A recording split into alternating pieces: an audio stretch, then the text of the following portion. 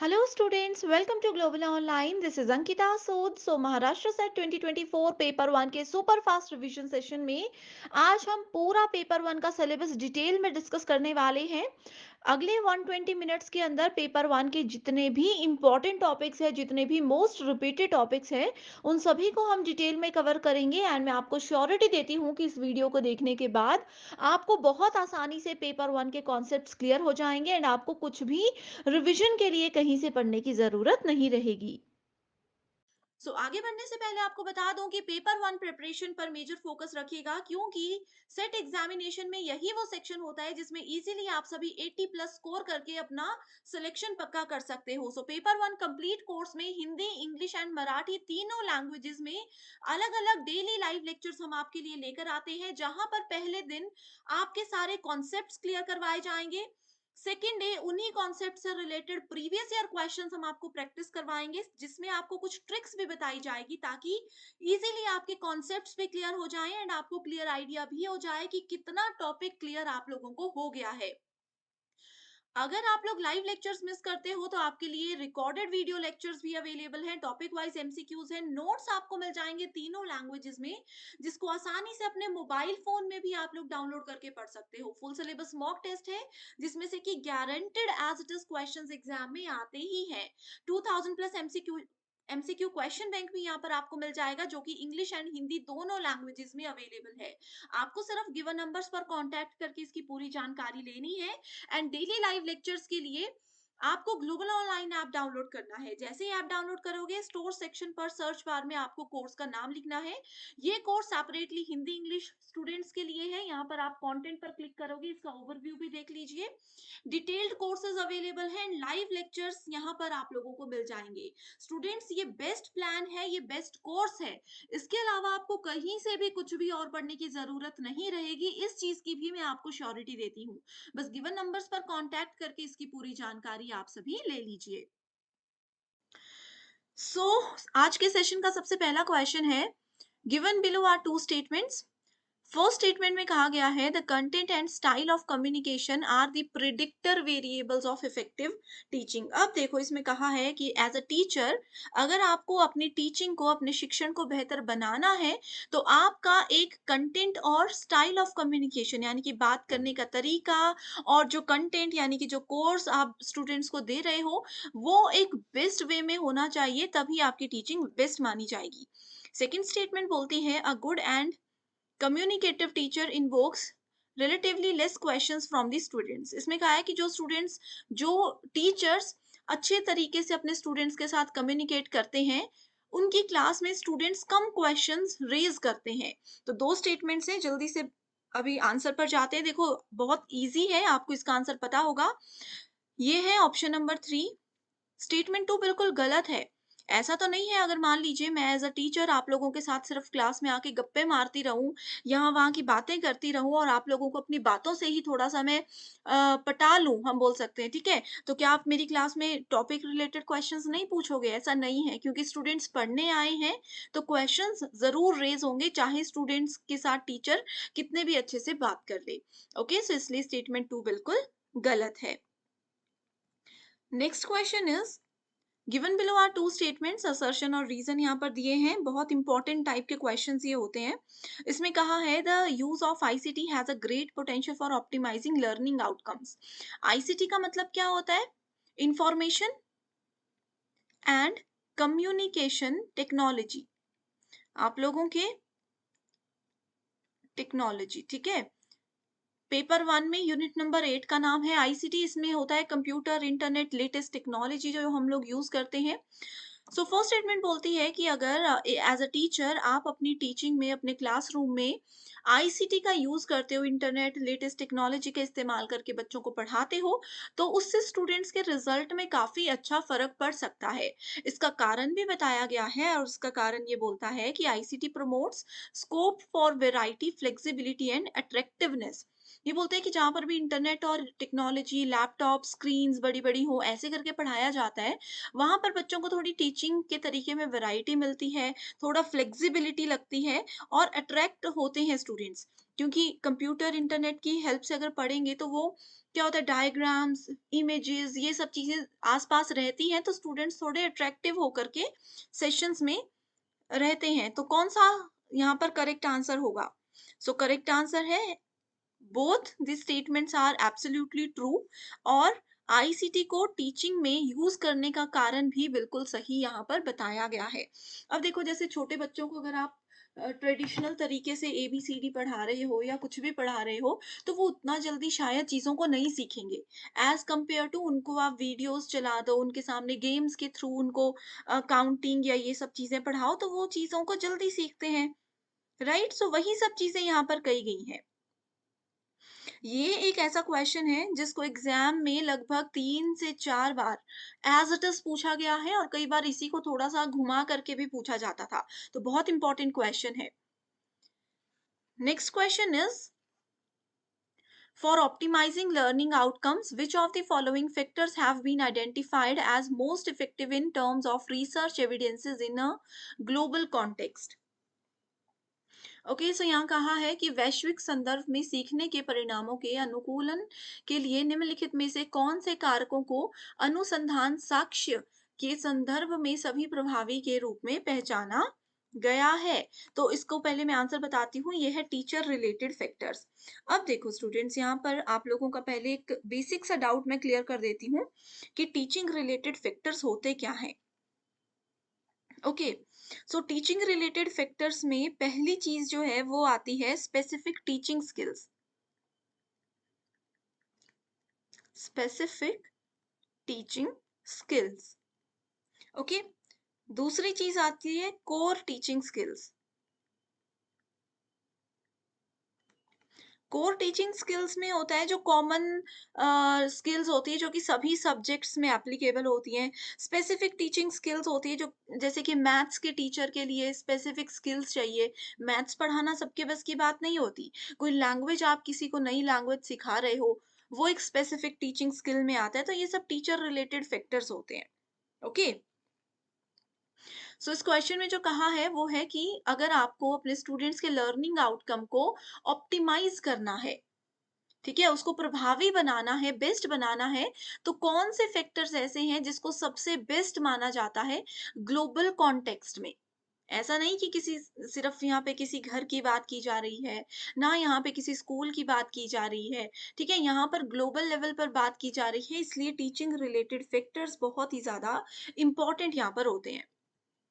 अगला क्वेश्चन है, which is the correct answer, sorry, question है, what is the correct sequence from lower to higher for indicating learning outcomes related to affective domain? Okay, so ये एक ऐसा question है, मेरी series जो बच्चे पहले से देख रहे हैं उनको आता भी होगा, और उनको मैं बहुत बार ये बोल चुकी हूँ कि रट लो, याद कर लो, कुछ भी कर लो, पर ये आएगा जरूर। देखो इसमें क्या है, अफेक्टिव डोमेन की बात की गई है। आप लोगों के साथ ऑलरेडी मैं डिस्कस कर चुकी हूँ कि हमारे पास जो ब्लूम्स टेक्सोनोमी होती है, ब्लूम का वर्गीकरण होता है, उसको 3 हिस्सों में बांटा जाता है। सबसे पहला हिस्सा होता है कॉग्निटिव डोमेन का, दूसरा हिस्सा होता है अफेक्टिव डोमेन का। कॉग्निटिव डोमेन होता है थिंकिंग, किसी की सोच, किसी के दिमाग से रिलेटेड मेंटल एबिलिटी की बात करते हैं तो वो कॉग्निटिव होता है। इफेक्टिव होता है, इफेक्टिव नहीं सॉरी, अफेक्टिव। अफेक्टिव होता है इमोशंस, फीलिंग्स, किसी पर्सन की, उससे रिलेटेड जो फैक्टर्स होंगे वो अफेक्टिव डोमेन में आते हैं। और तीसरा डोमेन होता है, इसको मैं यहाँ पर लिख रही हूँ, साइकोमोटर डोमेन। साइकोमोटर डोमेन किसी के फिजिकल नीड्स या फिजिकल जो चीजें होती हैं उससे रिलेटेड होती है, ठीक है। इन सब चीजों से रिलेटेड 3 हिस्सों में स्टूडेंट्स के लर्निंग आउटकम्स को बांटा जाता है। अब अगर हम अफेक्टिव डोमेन की बात करें तो उसमें हमारे पास मल्टीपल फेजेस होते हैं, 5 स्टेप्स होते हैं। ओके, इनको सीक्वेंस में रखने के लिए आपको कहा गया है। देखिए, इस क्वेश्चन में सबसे पहला जो है वो आ जाएगा आपके पास receiving.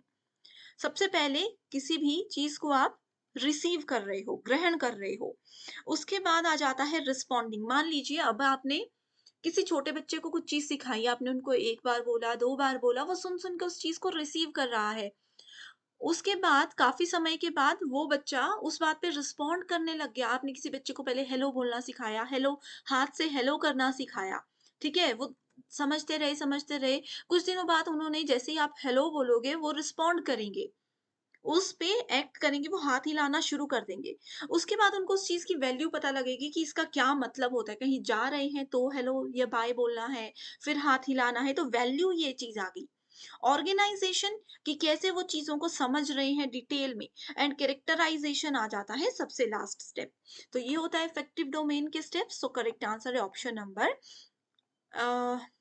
Number 2, that is A C B D and E. Okay, इसी के साथ एक नेक्स्ट क्वेश्चन है जो कि होमवर्क क्वेश्चन मैं दे रही हूँ। जैसे मैंने इफेक्टिव डोमेन बोला, वैसे ही सेम क्वेश्चन है, ये भी 2020 में पूछा गया। कॉग्निटिव डोमेन को आपने सीक्वेंस में ऐड करना है। इसमें भी 5 स्टेप्स हैं।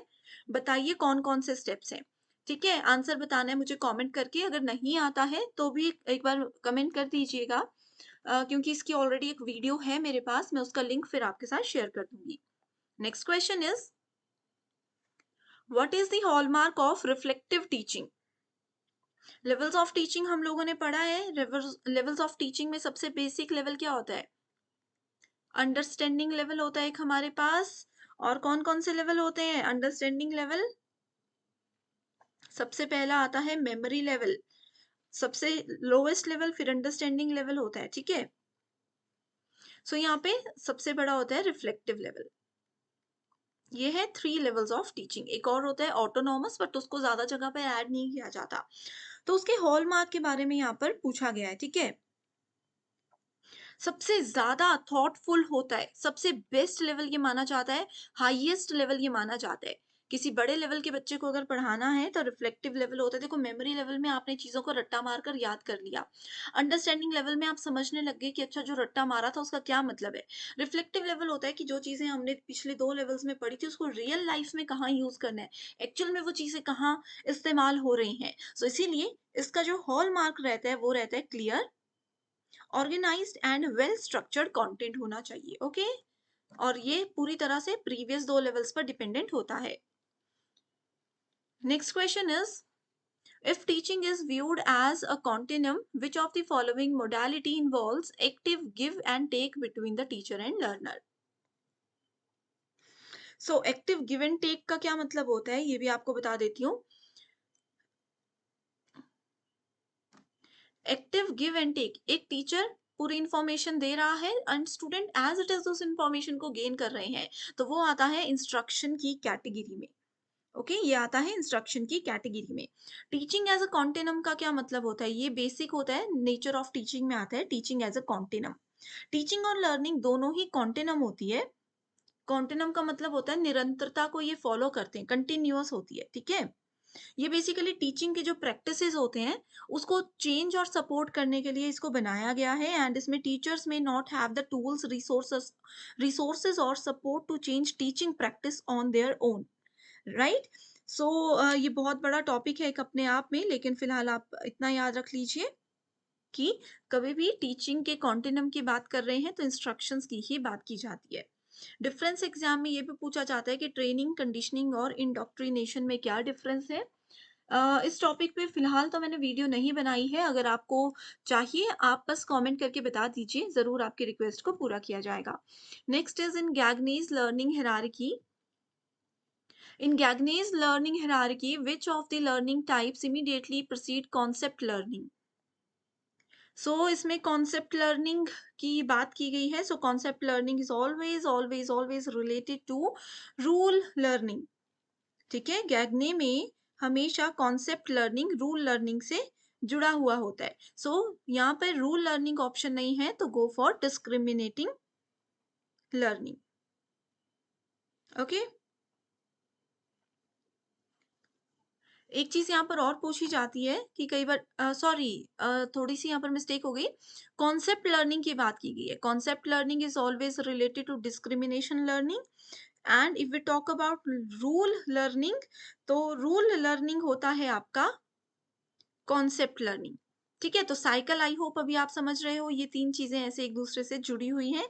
एक साइकिल में, इसी सीक्वेंस में वो काम करती हैं। ठीक है, एग्जाम में जैसे सिग्नल लर्निंग के बारे में पूछा जाता है, इसको क्लासिकल कंडीशनिंग कहते हैं। एसआर लर्निंग जो होता है इसको इंस्ट्रूमेंटल लर्निंग कहते हैं।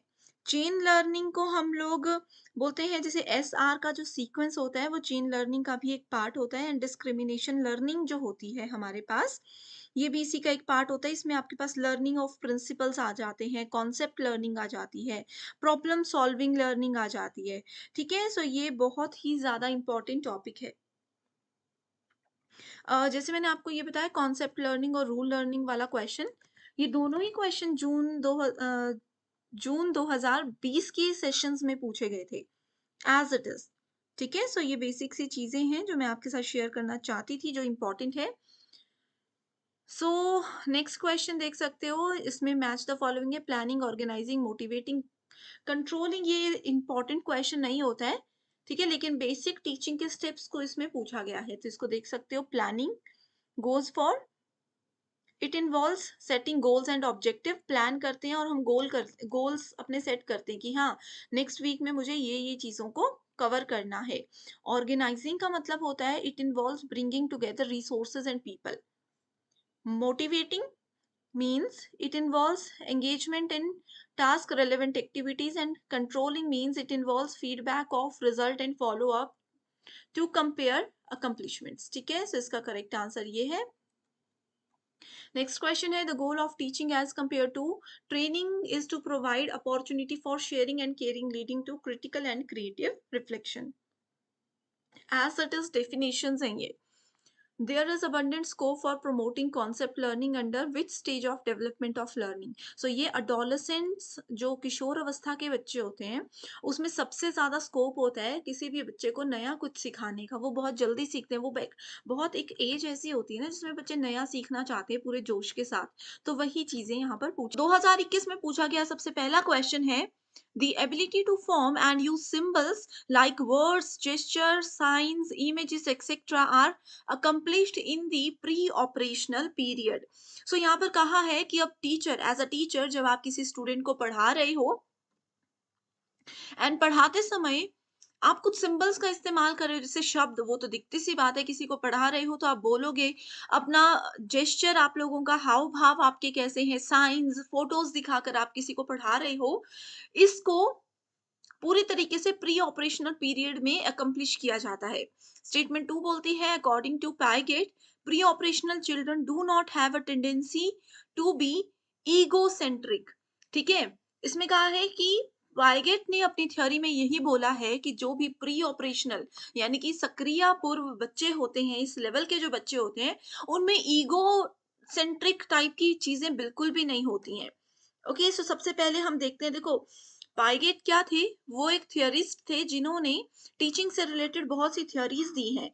इनके हिसाब से इन्होंने फोकस किया था किसी भी चिल्ड्रन की कॉग्निटिव डेवलपमेंट के ऊपर।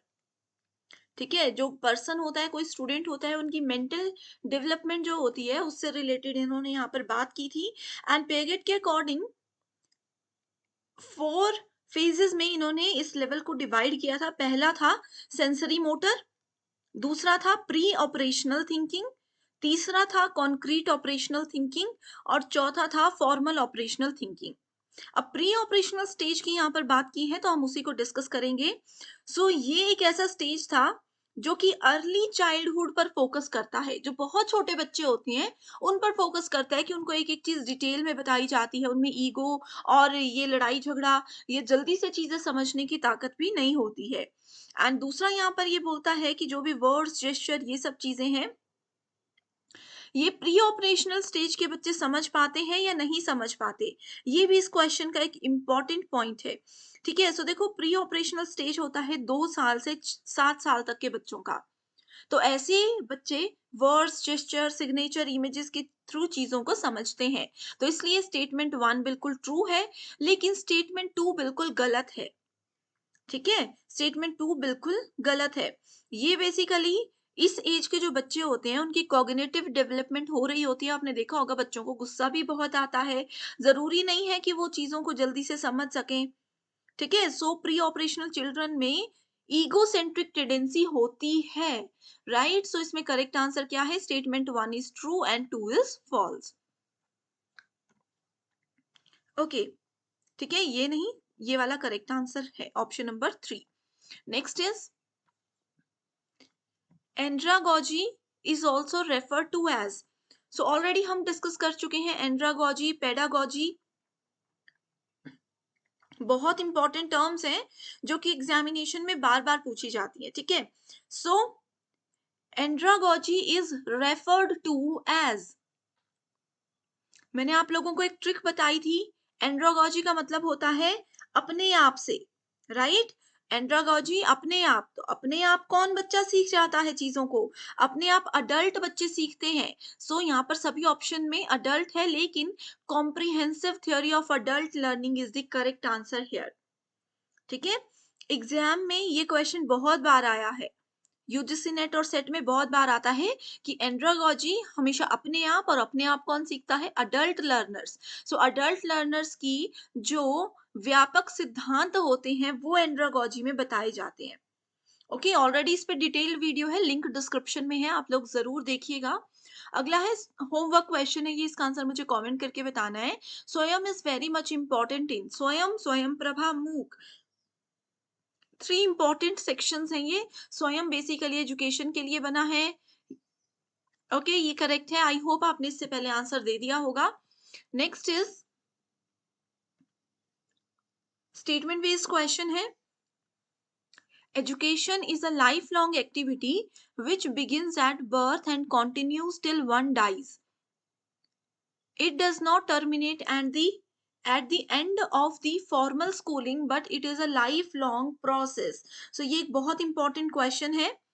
एजुकेशन उम्र भर सीखता है, जन्म लेने से लेकर के किसी की मृत्यु तक एजुकेशन जरूरी होती है, एंड यही यहाँ पे कहा है कि लाइफ लॉन्ग प्रोसेस है। कारण क्या कहा है कि lifelong education covers the entire lifespan of an individual and includes formal and non formal needs of an individual. Okay, so देखो यहाँ पर दोनों स्टेटमेंट्स बिल्कुल सही हैं।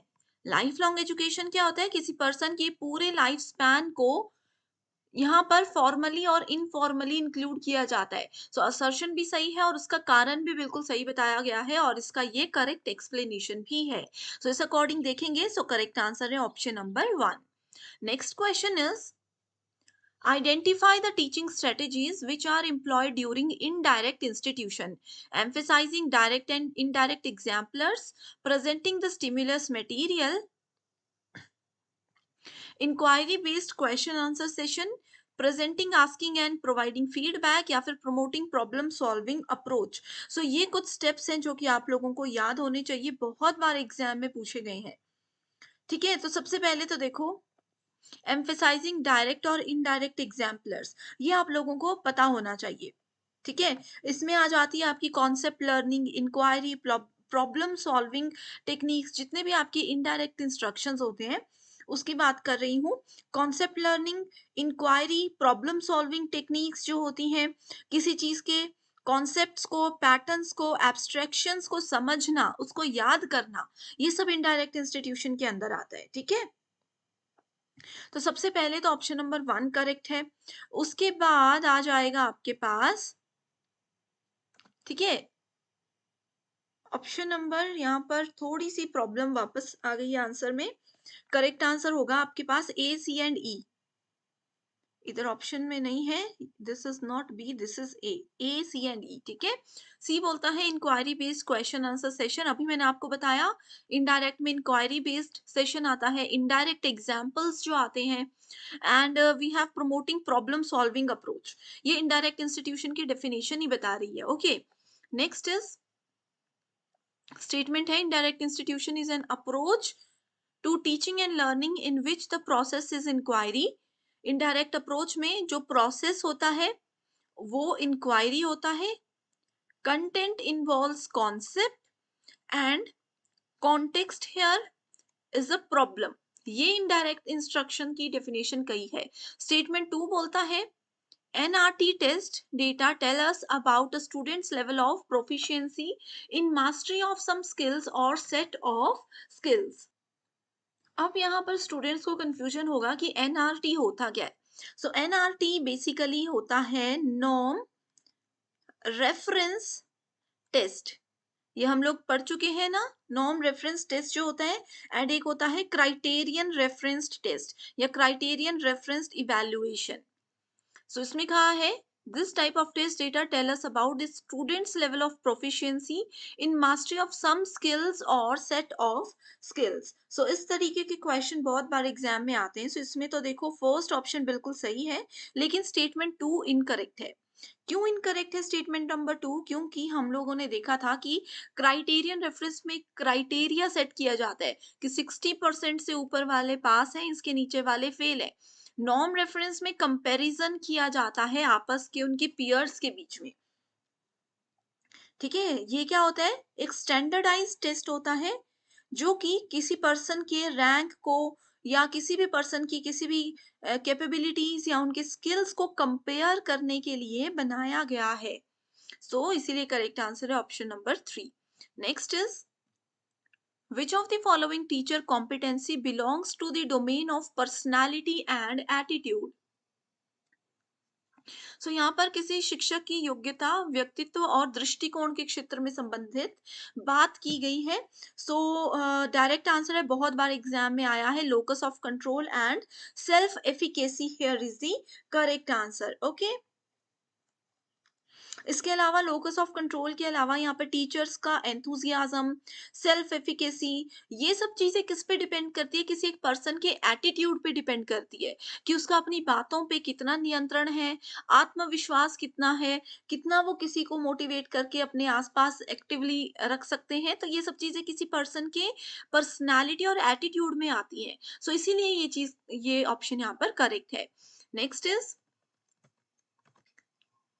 identify the item from the following which is not a characteristic of learning society.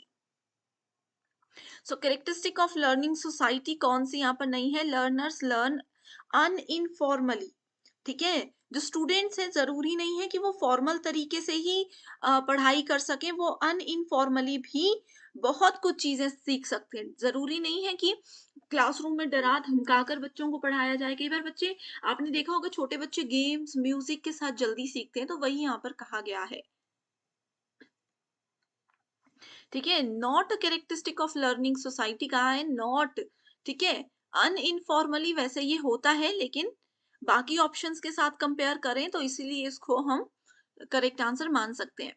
Next is what are the advantages of CBCS means choice based credit system introduced by UGC for higher education institutions? Answer पे जाएंगे directly. It allow students to choose interdisciplinary and intradisciplinary source courses.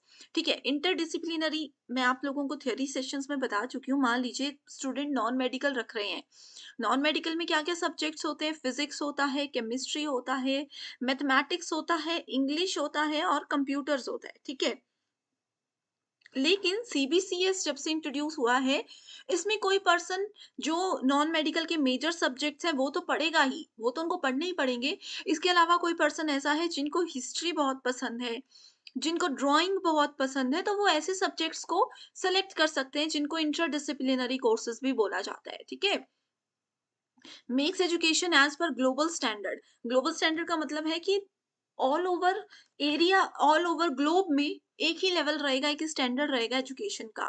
And offers flexibility for students to understand studies at different time and different institutions.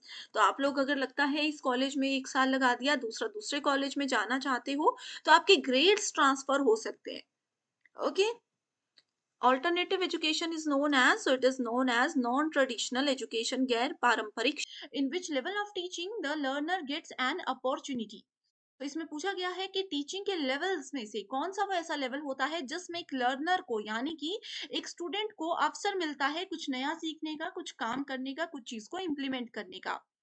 So options are memory level, understanding level, reflective level and autonomous development level. तो आप सभी students को पता होना चाहिए कि ये चारों लेवल्स जो हैं वो टीचिंग के होते हैं, जिसमें कि ये थ्री लेवल्स बहुत ज्यादा important and majorly used levels होते हैं। ओके, इसमें स्मॉलेस्ट लेवल होता है memory level and highest level होता है रिफ्लेक्टिव लेवल। यहाँ पे बात की गई है लर्नर को कहाँ पे ज्यादा अवसर मिलते हैं कुछ काम करने के। सो करेक्ट आंसर है option number 2, that is understanding level. तो देखो स्टूडेंट्स, मेमोरी लेवल में क्या होता है, इस लेवल में रोट लर्निंग होती है, यानी कि एक स्टूडेंट रट्टा मार करके चीजों को सीखता है।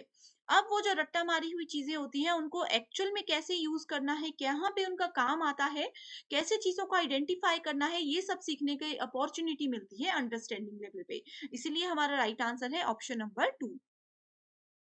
Next question is, during teaching, a teacher's statements that encourage students to elaborate on an answer, either their own or that of others, will be called। यानी कि एक टीचर जब स्टूडेंट्स को पढ़ा रहे हैं, ठीक है, यहाँ पे मान लीजिए 10 स्टूडेंट्स हैं। अब इस समय पे टीचर ने क्या किया, स्टूडेंट ने कोई आंसर दिया एंड टीचर ने उनको बोला कि इस आंसर को इलेबोरेट करो, यानी कि इसको विस्तार में मुझे बताओ कि ये करेक्ट आंसर क्यों है। एंड साथ ही टीचर ने वो चांस भी दिया कि स्टूडेंट इसको अपनी लैंग्वेज में अपने तरीके से भी समझा सकते हैं, इसमें ऐसा कुछ नहीं है कि आप उसको बुकिश लैंग्वेज में या बुक में जो डेफिनेशन होती है वो एज इट इज बताओ।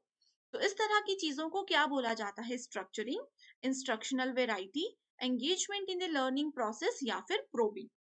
So correct answer here we have is probing, that is option number 4। तो probing का मतलब होता है जांच करना, जांच पड़ताल। आप लोगों ने ये वर्ड जरूर सुना होगा। अब देखो, बहुत बार क्या होता है, मान लीजिए कि किसी टीचर ने, मैं एक स्टूडेंट हूँ, मेरा नाम है अंकिता, ठीक है, मुझे एक टॉपिक दे दिया लेकिन उस टॉपिक के बारे में मुझे कुछ भी नहीं पता, ठीक है, एंड टीचर ने बोला कि इसका आंसर आप खुद से ढूंढ कर लाओ, इसको इलेबोरेट करो अपने वर्ड्स में। सो इस चीज को प्रोबिंग बोलेंगे, क्योंकि मैं इसका आंसर फाइंड आउट करने की कोशिश करूंगी, जितना नॉलेज मुझे है उसको मैं इलेबोरेट करके वहां से जो है आंसर ढूंढने की कोशिश करूंगी, और ये सब चीजें करके क्या होगा, मेरा नॉलेज भी बढ़ेगा।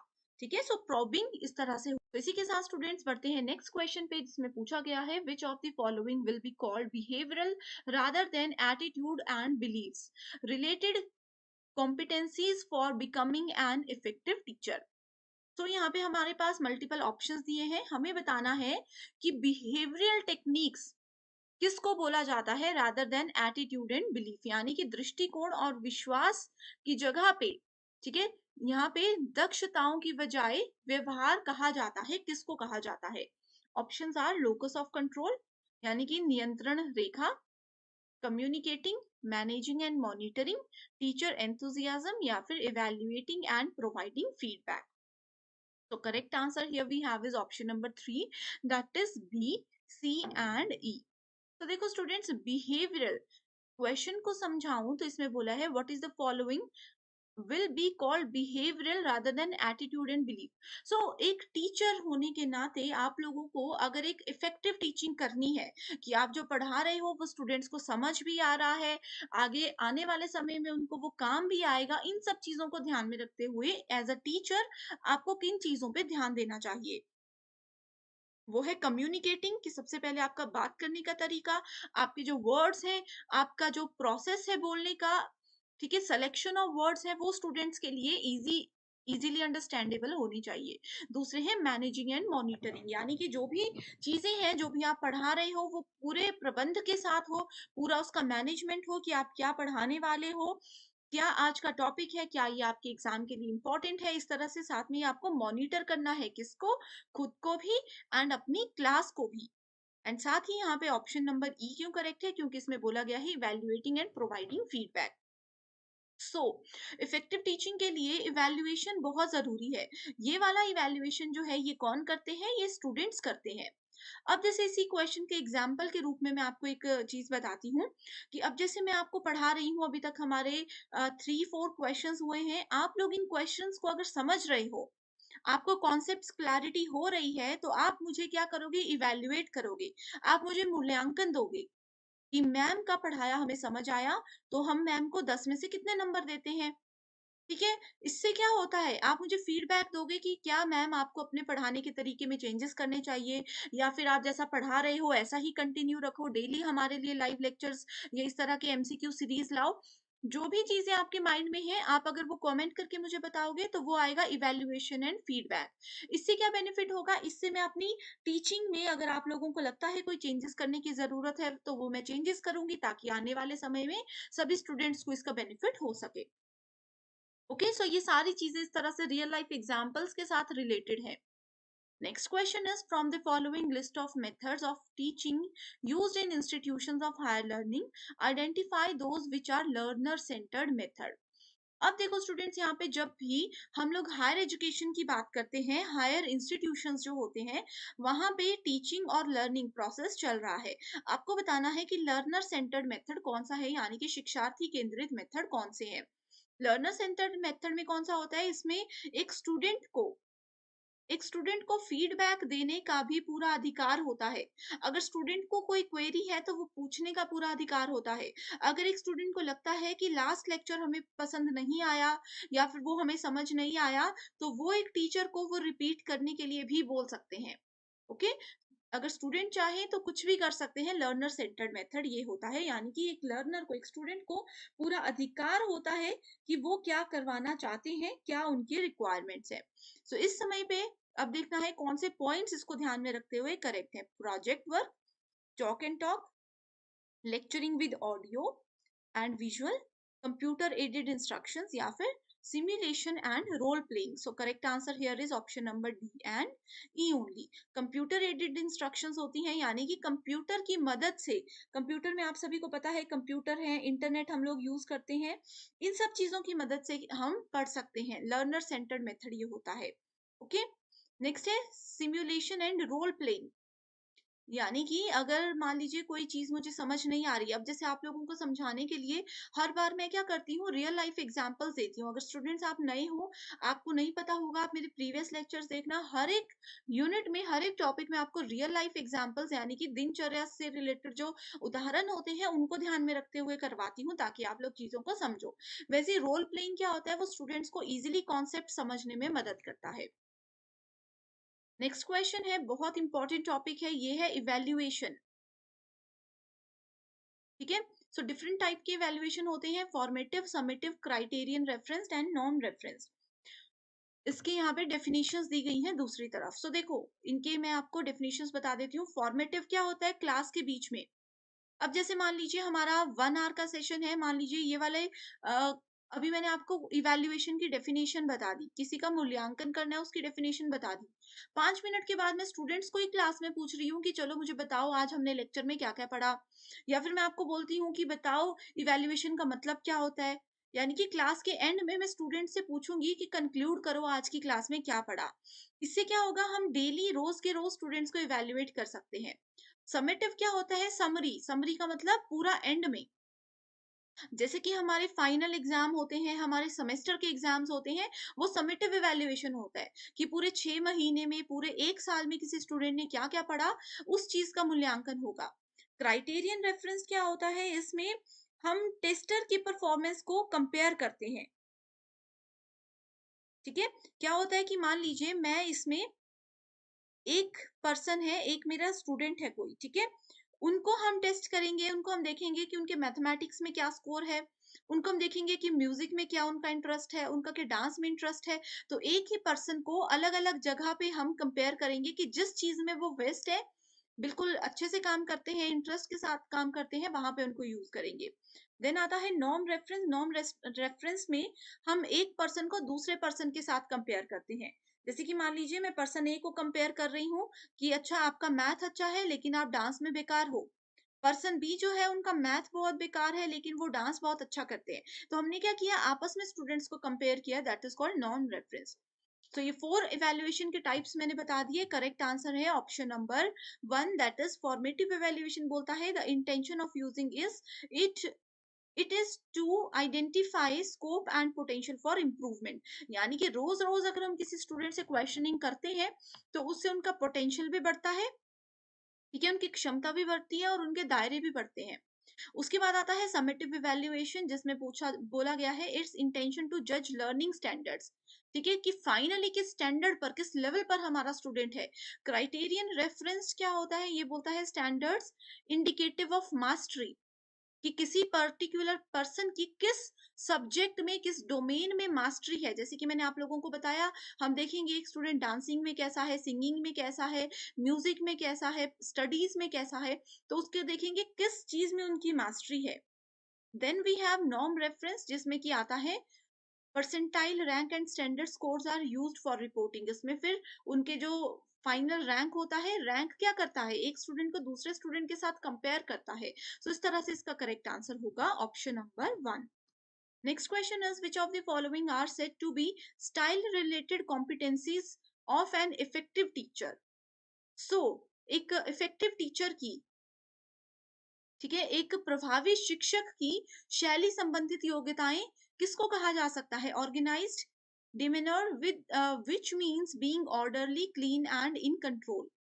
Literacy which implies general knowledge as well as good at reading and writing, यानी कि एक टीचर कितना साक्षरता से भरा हुआ है, उनको जनरल नॉलेज यानी कि सामान्य ज्ञान कितना है, कितने अच्छे से वो पढ़ लिख सकते हैं।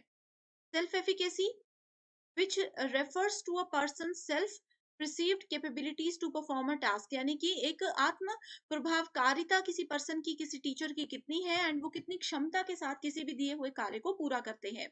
Flexibility which means being sensitive and lenient, यानी कि उनमें लचीलापन होना चाहिए, वो कितने संवेदनशील है, कितने किसी के प्रति उदार है, कितने सेंसिटिव है, ये होना चाहिए। लास्ट ऑप्शन है इवेल्युएटिंग एंड प्रोवाइडिंग फीडबैक, इसको मैं ऑलरेडी डिस्कस कर चुकी हूँ। तो correct answer here is A and B. Okay, so effective teacher की स्टाइल रिलेटेड कॉम्पिटेंसीज पूछा गया है। इसी तरह से स्टूडेंट्स, अगर यहाँ पे आप लोगों से पूछा होता किसी टीचर की इफेक्टिव टीचिंग स्किल्स क्या है, तो आप लोगों का करेक्ट आंसर बी जरूर होता, क्योंकि इसमें टीचर के नॉलेज के बारे में बात की गई है। बट क्योंकि इस क्वेश्चन में नॉलेज के बारे में नहीं, स्टाइल रिलेटेड बात की गई है, तो इसमें यही आता है कि एक टीचर कितना ज्यादा ऑर्गेनाइज है, कितना वो क्लियर है अपने वर्ड्स को लेके, अपने नॉलेज को लेके। ओके, और वो कितना सेंसिटिव है, ये आता है उनकी स्टाइल रिलेटेड कॉम्पिटेंसीज के अंदर। Next question is very important, the phase TL model of teaching implies that. So TL का मतलब है टीचिंग लर्निंग। सो फ्रेज टीचिंग लर्निंग मॉडल जो होता है, उसमें टीचिंग का क्या मतलब होता है, यानी कि टी का मतलब क्या होता है, इसमें टी का मतलब होता है कि teaching and learning are integrally related acts, यानी कि टीचिंग और लर्निंग, यानी कि जो टीचर पढ़ा रहे हैं और जो स्टूडेंट सीख रहे हैं, ये दोनों चीजें एक दूसरे के साथ जुड़ी हुई हैं। वो कैसे जुड़ी हुई हैं? अब देखो, जो मैं आपको पढ़ा रही हूँ, अगर मेरा पढ़ाने का तरीका अच्छा है तो जरूर एक लर्नर समझेगा, ठीक है। वहीं अगर मेरा पढ़ाने का तरीका अगर अच्छा है लेकिन किसी लर्नर को इंटरेस्ट ही नहीं है, तो वो नहीं समझेगा। तो ये दोनों चीजें एक दूसरे से जुड़ी होती हैं कि एक टीचर और लर्नर किस मेंटालिटी के साथ पढ़ाने आए हैं। Next question is given below are two statements, assertion and reason. Assertion में बोला गया है यूज ऑफ आईसीटी, यानी कि कंप्यूटर, इंटरनेट, ये सब चीजें आती हैं आईसीटी के अंदर। Use of ICT is justified during teaching which with a view to optimise learning outcomes, यानी कि एक टीचिंग में, अब मैं हूं, अगर मैं आप लोगों को कंप्यूटर की मदद से, जैसे आप लोग ऑनलाइन क्लासेस अभी कर रहे हो, ये आईसीटी के अंदर आता है। सो हम लोग जो इंटरनेट, लैपटॉप, मोबाइल, कंप्यूटर, ये सब चीजों की मदद से आपको पढ़ाते हैं, इससे क्या होता है, आप लोगों की जो रिजल्ट्स है वो ऑप्टिमाइज हो जाते हैं, यानी कि अनुकूलित हो जाते हैं। इसका कारण ये बताया गया है कि learning outcomes are contingent on use of ICT during teaching, यानी कि सीखने के परिणाम शिक्षण के दौरान आईसीटी के उपयोग पर निर्भर करते हैं। कि अब आप लोग पढ़ने के लिए, जैसे आप लोगों को मोबाइल दिया हुआ है, ये क्या है कि आप लोग आईसीटी का यूज कर रहे हो लर्निंग के लिए, लेकिन आप लोगों ने क्या किया, यूट्यूब पे हमारे सेशन देखते देखते आप लोग किसी मूवी तक पहुंच गए। तो ये डिपेंड करता है एक लर्नर पे कि वो आईसीटी का यूज टीचिंग के दौरान कैसे करती है। सो करेक्ट आंसर क्या है यहाँ पे? करेक्ट आंसर है ऑप्शन नंबर बी, कि ए और बी दोनों तो बिल्कुल करेक्ट स्टेटमेंट्स है, लेकिन इसका रीजन जो है वो स्टेटमेंट ए से मैच नहीं करता। Next question is from the following list of learner characteristics. Learner characteristics और टीचर कैरेक्टरिस्टिक्स बहुत इंपॉर्टेंट टॉपिक है। Okay, identify those which are associated with field independent learners. Okay, so field independent learners, यानी कि जो कि किसी भी क्षेत्र में क्षेत्र स्वतंत्र शिक्षार्थी, जो कि किसी भी क्षेत्र में काम कर सकते हैं, एसोसिएटेड होते हैं, जुड़े हुए होते हैं, वहां के उस पे बताइए आपकी लर्नर की कौन कौन सी कैरेक्टरिस्टिक्स हो सकती हैं।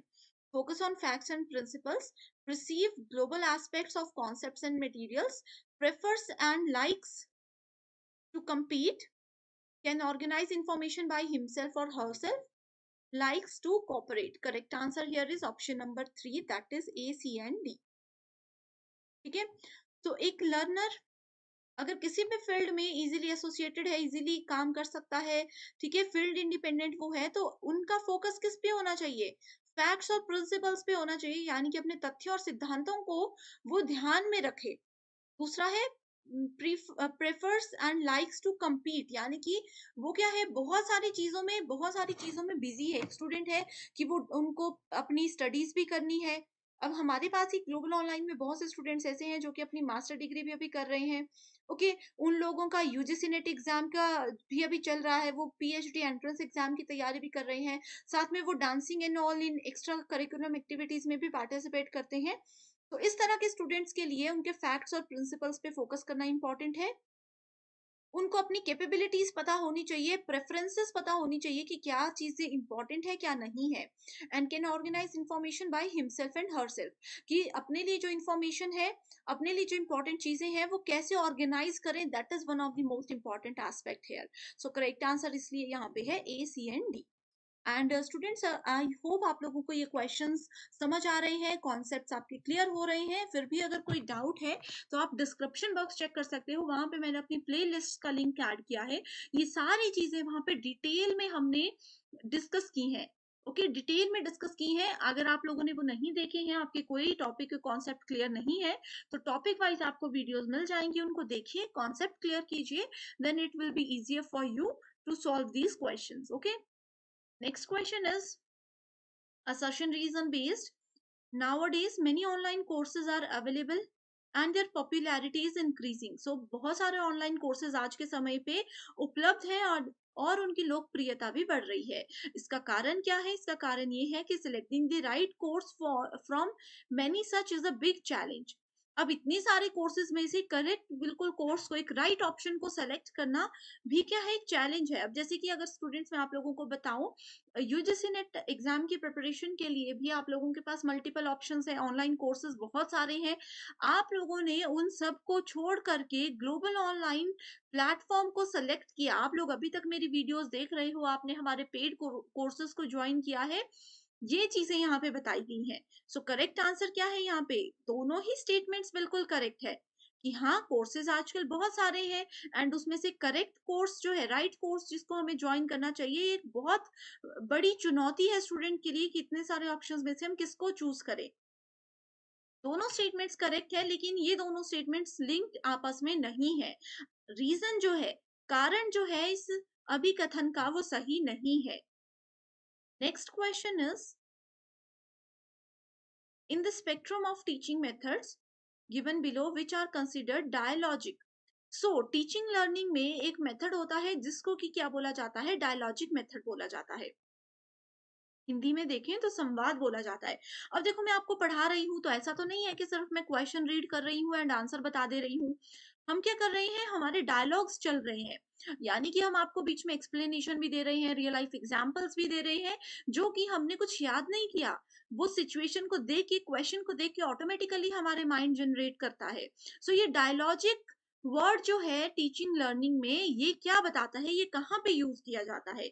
लेबोरेटरी वर्क, यानी कि जब आप लैब में, प्रयोगशाला में काम करते हो, डेमोन्स्ट्रेशन देते हो, प्रदर्शन करते हो, जैसे कि प्रैक्टिकल हम देते हैं, ठीक है। ट्यूटोरियल्स, जो आप अभी मेरी वीडियो देख रहे हो, ये यूजीसी नेट पेपर 1 का ट्यूटोरियल ही है। नेक्स्ट है ग्रुप डिस्कशन, जिसमें कि बहुत सारे स्टूडेंट्स को एक टॉपिक दिया जाता है एंड उसके बारे में सब अपने अपने व्यूज बताते हैं कि किसको किस टॉपिक के बारे में क्या लगता है। या फिर प्रोजेक्ट वर्क, जो कि स्टूडेंट्स को दे दिया जाता है एंड वो अपने एंड पे उसको करते रहते हैं, घर पे जाके या कहीं पे भी। तो सबसे ज्यादा डायलॉजिक कौन सा होता है? वो होता है आपका ट्यूटोरियल्स एंड ग्रुप डिस्कशन। जैसे कि मैंने आपको बताया, ये जो है यूजीसी नेट पेपर 1 के ट्यूटोरियल्स आप देख रहे हो, रिकॉर्डेड वीडियोस देख रहे हो, इसमें आपको बहुत ज्यादा बोलना पड़ता है, मुझे बहुत ज्यादा बोलना पड़ रहा है। ओके, एंड ग्रुप डिस्कशन तो आपको मैंने बता ही दिया, उसमें भी हर एक स्टूडेंट को बोलना पड़ता है। Next question is, which of the following factors contributing to school learning are termed as social competence? Okay, यानी कि सामाजिक क्षमता किसको कहा जाता है स्कूली शिक्षा के अंदर, अगर हम बात करें? ऑप्शंस आर मोटिवेशन, ठीक है, options are motivation, intelligence, social skills, family support and specific abilities of the learner. So correct answer is A, C and D only. ठीक है, so A, C and D only. Social competence, अगर एक person motivated है तो वो socially भी active होगा. Social skills यानी कि किसी से बात करने का तरीका, लोगों के बीच में कैसे बिहेव करना है ये तरीका. ठीक है, तो ये सब चीजें क्या है, ये सब चीजें स्कूल में सिखाई जाती हैं बच्चों को. अब देखो ये सब चीजें स्कूल लर्निंग होती है, स्कूल में बच्चों को अगर सिखाई जाती है, या स्कूल वाली जो एज होती है उसमें घर में भी अगर सिखाई जाती है, तो इससे सोशली स्ट्रांग होता है एक बच्चा, सामाजिक क्षमता उसकी बढ़ती है, तो वो मोटिवेटेड रहता है. सोशली यानी कि सामाजिक कौशल यानी कि लोगों के बीच रहकर कैसे बिहेव करना है, कैसे बातचीत करनी है, कैसे खाने का तरीका, बोलने का तरीका, हर एक चीजें रहती हैं. एंड फैमिली सपोर्ट भी इसमें इंपॉर्टेंट होता है. Next question is teaching differs from training and conditioning is so far as it promotes. So teaching जो है आपको पता ही है कि टीचिंग ट्रेनिंग और कंडीशनिंग से काफी अलग होती है. ओके, सो ये किसको प्रमोट करती है, ये क्रिटिकल थिंकिंग यानी कि गहन सोच को प्रमोट करती है. Next question is assertion reason based है. It is the responsibility of the teacher to make students active learners with the help of different interactive techniques. यानी कि एक टीचर की ये रिस्पॉन्सिबिलिटी होती है कि वो अपने स्टूडेंट्स को, अपने लर्नर्स को एक्टिव बना करके रखे. ठीक है, ये होती है कि वो अपने लर्नर्स को एक्टिव लर्नर बनाए. कैसे कर सकते हैं वो, कि वो स्टूडेंट्स को बार बार कुछ कुछ एक्टिविटीज दें, बीच बीच में स्टूडेंट से क्वेश्चंस पूछते रहे, ताकि स्टूडेंट्स को लगे यहाँ पे क्वेश्चंस पूछे जाते हैं, तो हम लोगों को एक्टिवली सुनना है ताकि हम आंसर दे सके. एंड इसका कारण ये है कि in teacher centric communication student tend to become passive learners. Teacher centred क्या होता है, जिसमें सिर्फ टीचर्स ही डिसाइड करते हैं क्या पढ़ाना है, क्या बोलना है, इस तरह से. ठीक है, सो इसमें क्या होता है, स्टूडेंट सिर्फ पैसिव लर्नर्स होते हैं, यानी कि वो निष्क्रिय श्रोता होते हैं, उनको सिर्फ सुनना होता है. तो correct answer is option number 1, कि दोनों स्टेटमेंट्स बिल्कुल करेक्ट है. Next question is ICT based है, जिसमें कि इसके बेनिफिट्स बताए हैं. डिफरेंट हमारे पास इनिशिएटिव्स है, स्वयं, स्वयं प्रभा, ईपीजी पाठशाला एंड, ये पाठशाला होगा यहाँ पे. Okay, and here we have is E Yantra. तो स्वयं, स्वयं क्या होता है, study webs of active learning for young aspiring minds. तो इसको अगर हम लोग मैच करके देखें, so Swayam goes to earn credits to online courses. Swayam Prabha क्या होता है, to watch high quality educational programmes. EPG Pathshala is to get free books and curriculum based e-content, and e-yantra is to get hand-on experience in embedded system. Okay, so this is the basic definition. Next question is, which school of thought laid down one of the principles of teacher and learner role as follows: the teacher's role is not to direct but to advise, because a child's own interest should determine what he learns. तो यहाँ पे अगर हम लोग देखें, so correct answer we have is option number 4. यहाँ पे option number 4 होगा, all of the above. All the options are correct here. इस तरह के क्वेश्चंस इंपॉर्टेंट तो नहीं है यूजीसी नेट के लिए, बट किसी एक शिफ्ट में एक आधा क्वेश्चन पूछा जाता है. सो ऑप्शंस में जो 4 टर्म्स है, you should know the meaning. Okay, next question we have is, from the list given below, identify those features which relate to an approach to teaching learning in indirect strategies of teaching. तो correct answer पे जाते हैं directly, that is A, B and C only. Engagement in an inquiry process, indirect strategies. ठीक है, अब देखो मैं आप लोगों को डायरेक्टली पढ़ा रही हूँ, एक स्ट्रेटेजी होती है इनडायरेक्टली, जिसमें मैं आपको डायरेक्टली कोई टॉपिक नहीं बताऊंगी, मैं आपको इनडायरेक्टली कुछ सर्च करने को बोल दूंगी. ठीक है, सो इंक्वायरी प्रोसेस होता है, उसके बाद कॉन्सेप्ट बेस्ड कंटेंट प्रेजेंटेशन होता है, then gaining attention and informing the learners to the instructional objective, ये होता है. ठीक है, next question we have is, for use during teaching, from the list given below identify questions that are process type rather than content type. तो आप लोगों को ये भी पता होना चाहिए कि प्रोसेस टाइप और कंटेंट टाइप क्या होता है. तो देखो हमारे पास ना 4 डिफरेंट टाइप्स होते हैं. ठीक है, 4 डिफरेंट टाइप्स होते हैं.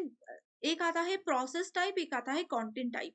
सो अगर हम लोग प्रोसेस टाइप की बात करें, इसके अंदर आ जाता है डाइवर्जेंट, क्वेश्चंस, दूसरा आ जाता है इसके अंदर कॉन्सेप्ट बेस्ड क्वेश्चंस, तीसरा आ जाता है इसमें हायर ऑर्डर क्वेश्चंस। ये तीनों चीजें किसके अंदर आती हैं? ये तीनों चीजें आती हैं प्रोसेस टाइप क्वेश्चंस के अंदर। ओके, तो करेक्ट आंसर होगा यहाँ पे A, C and E only.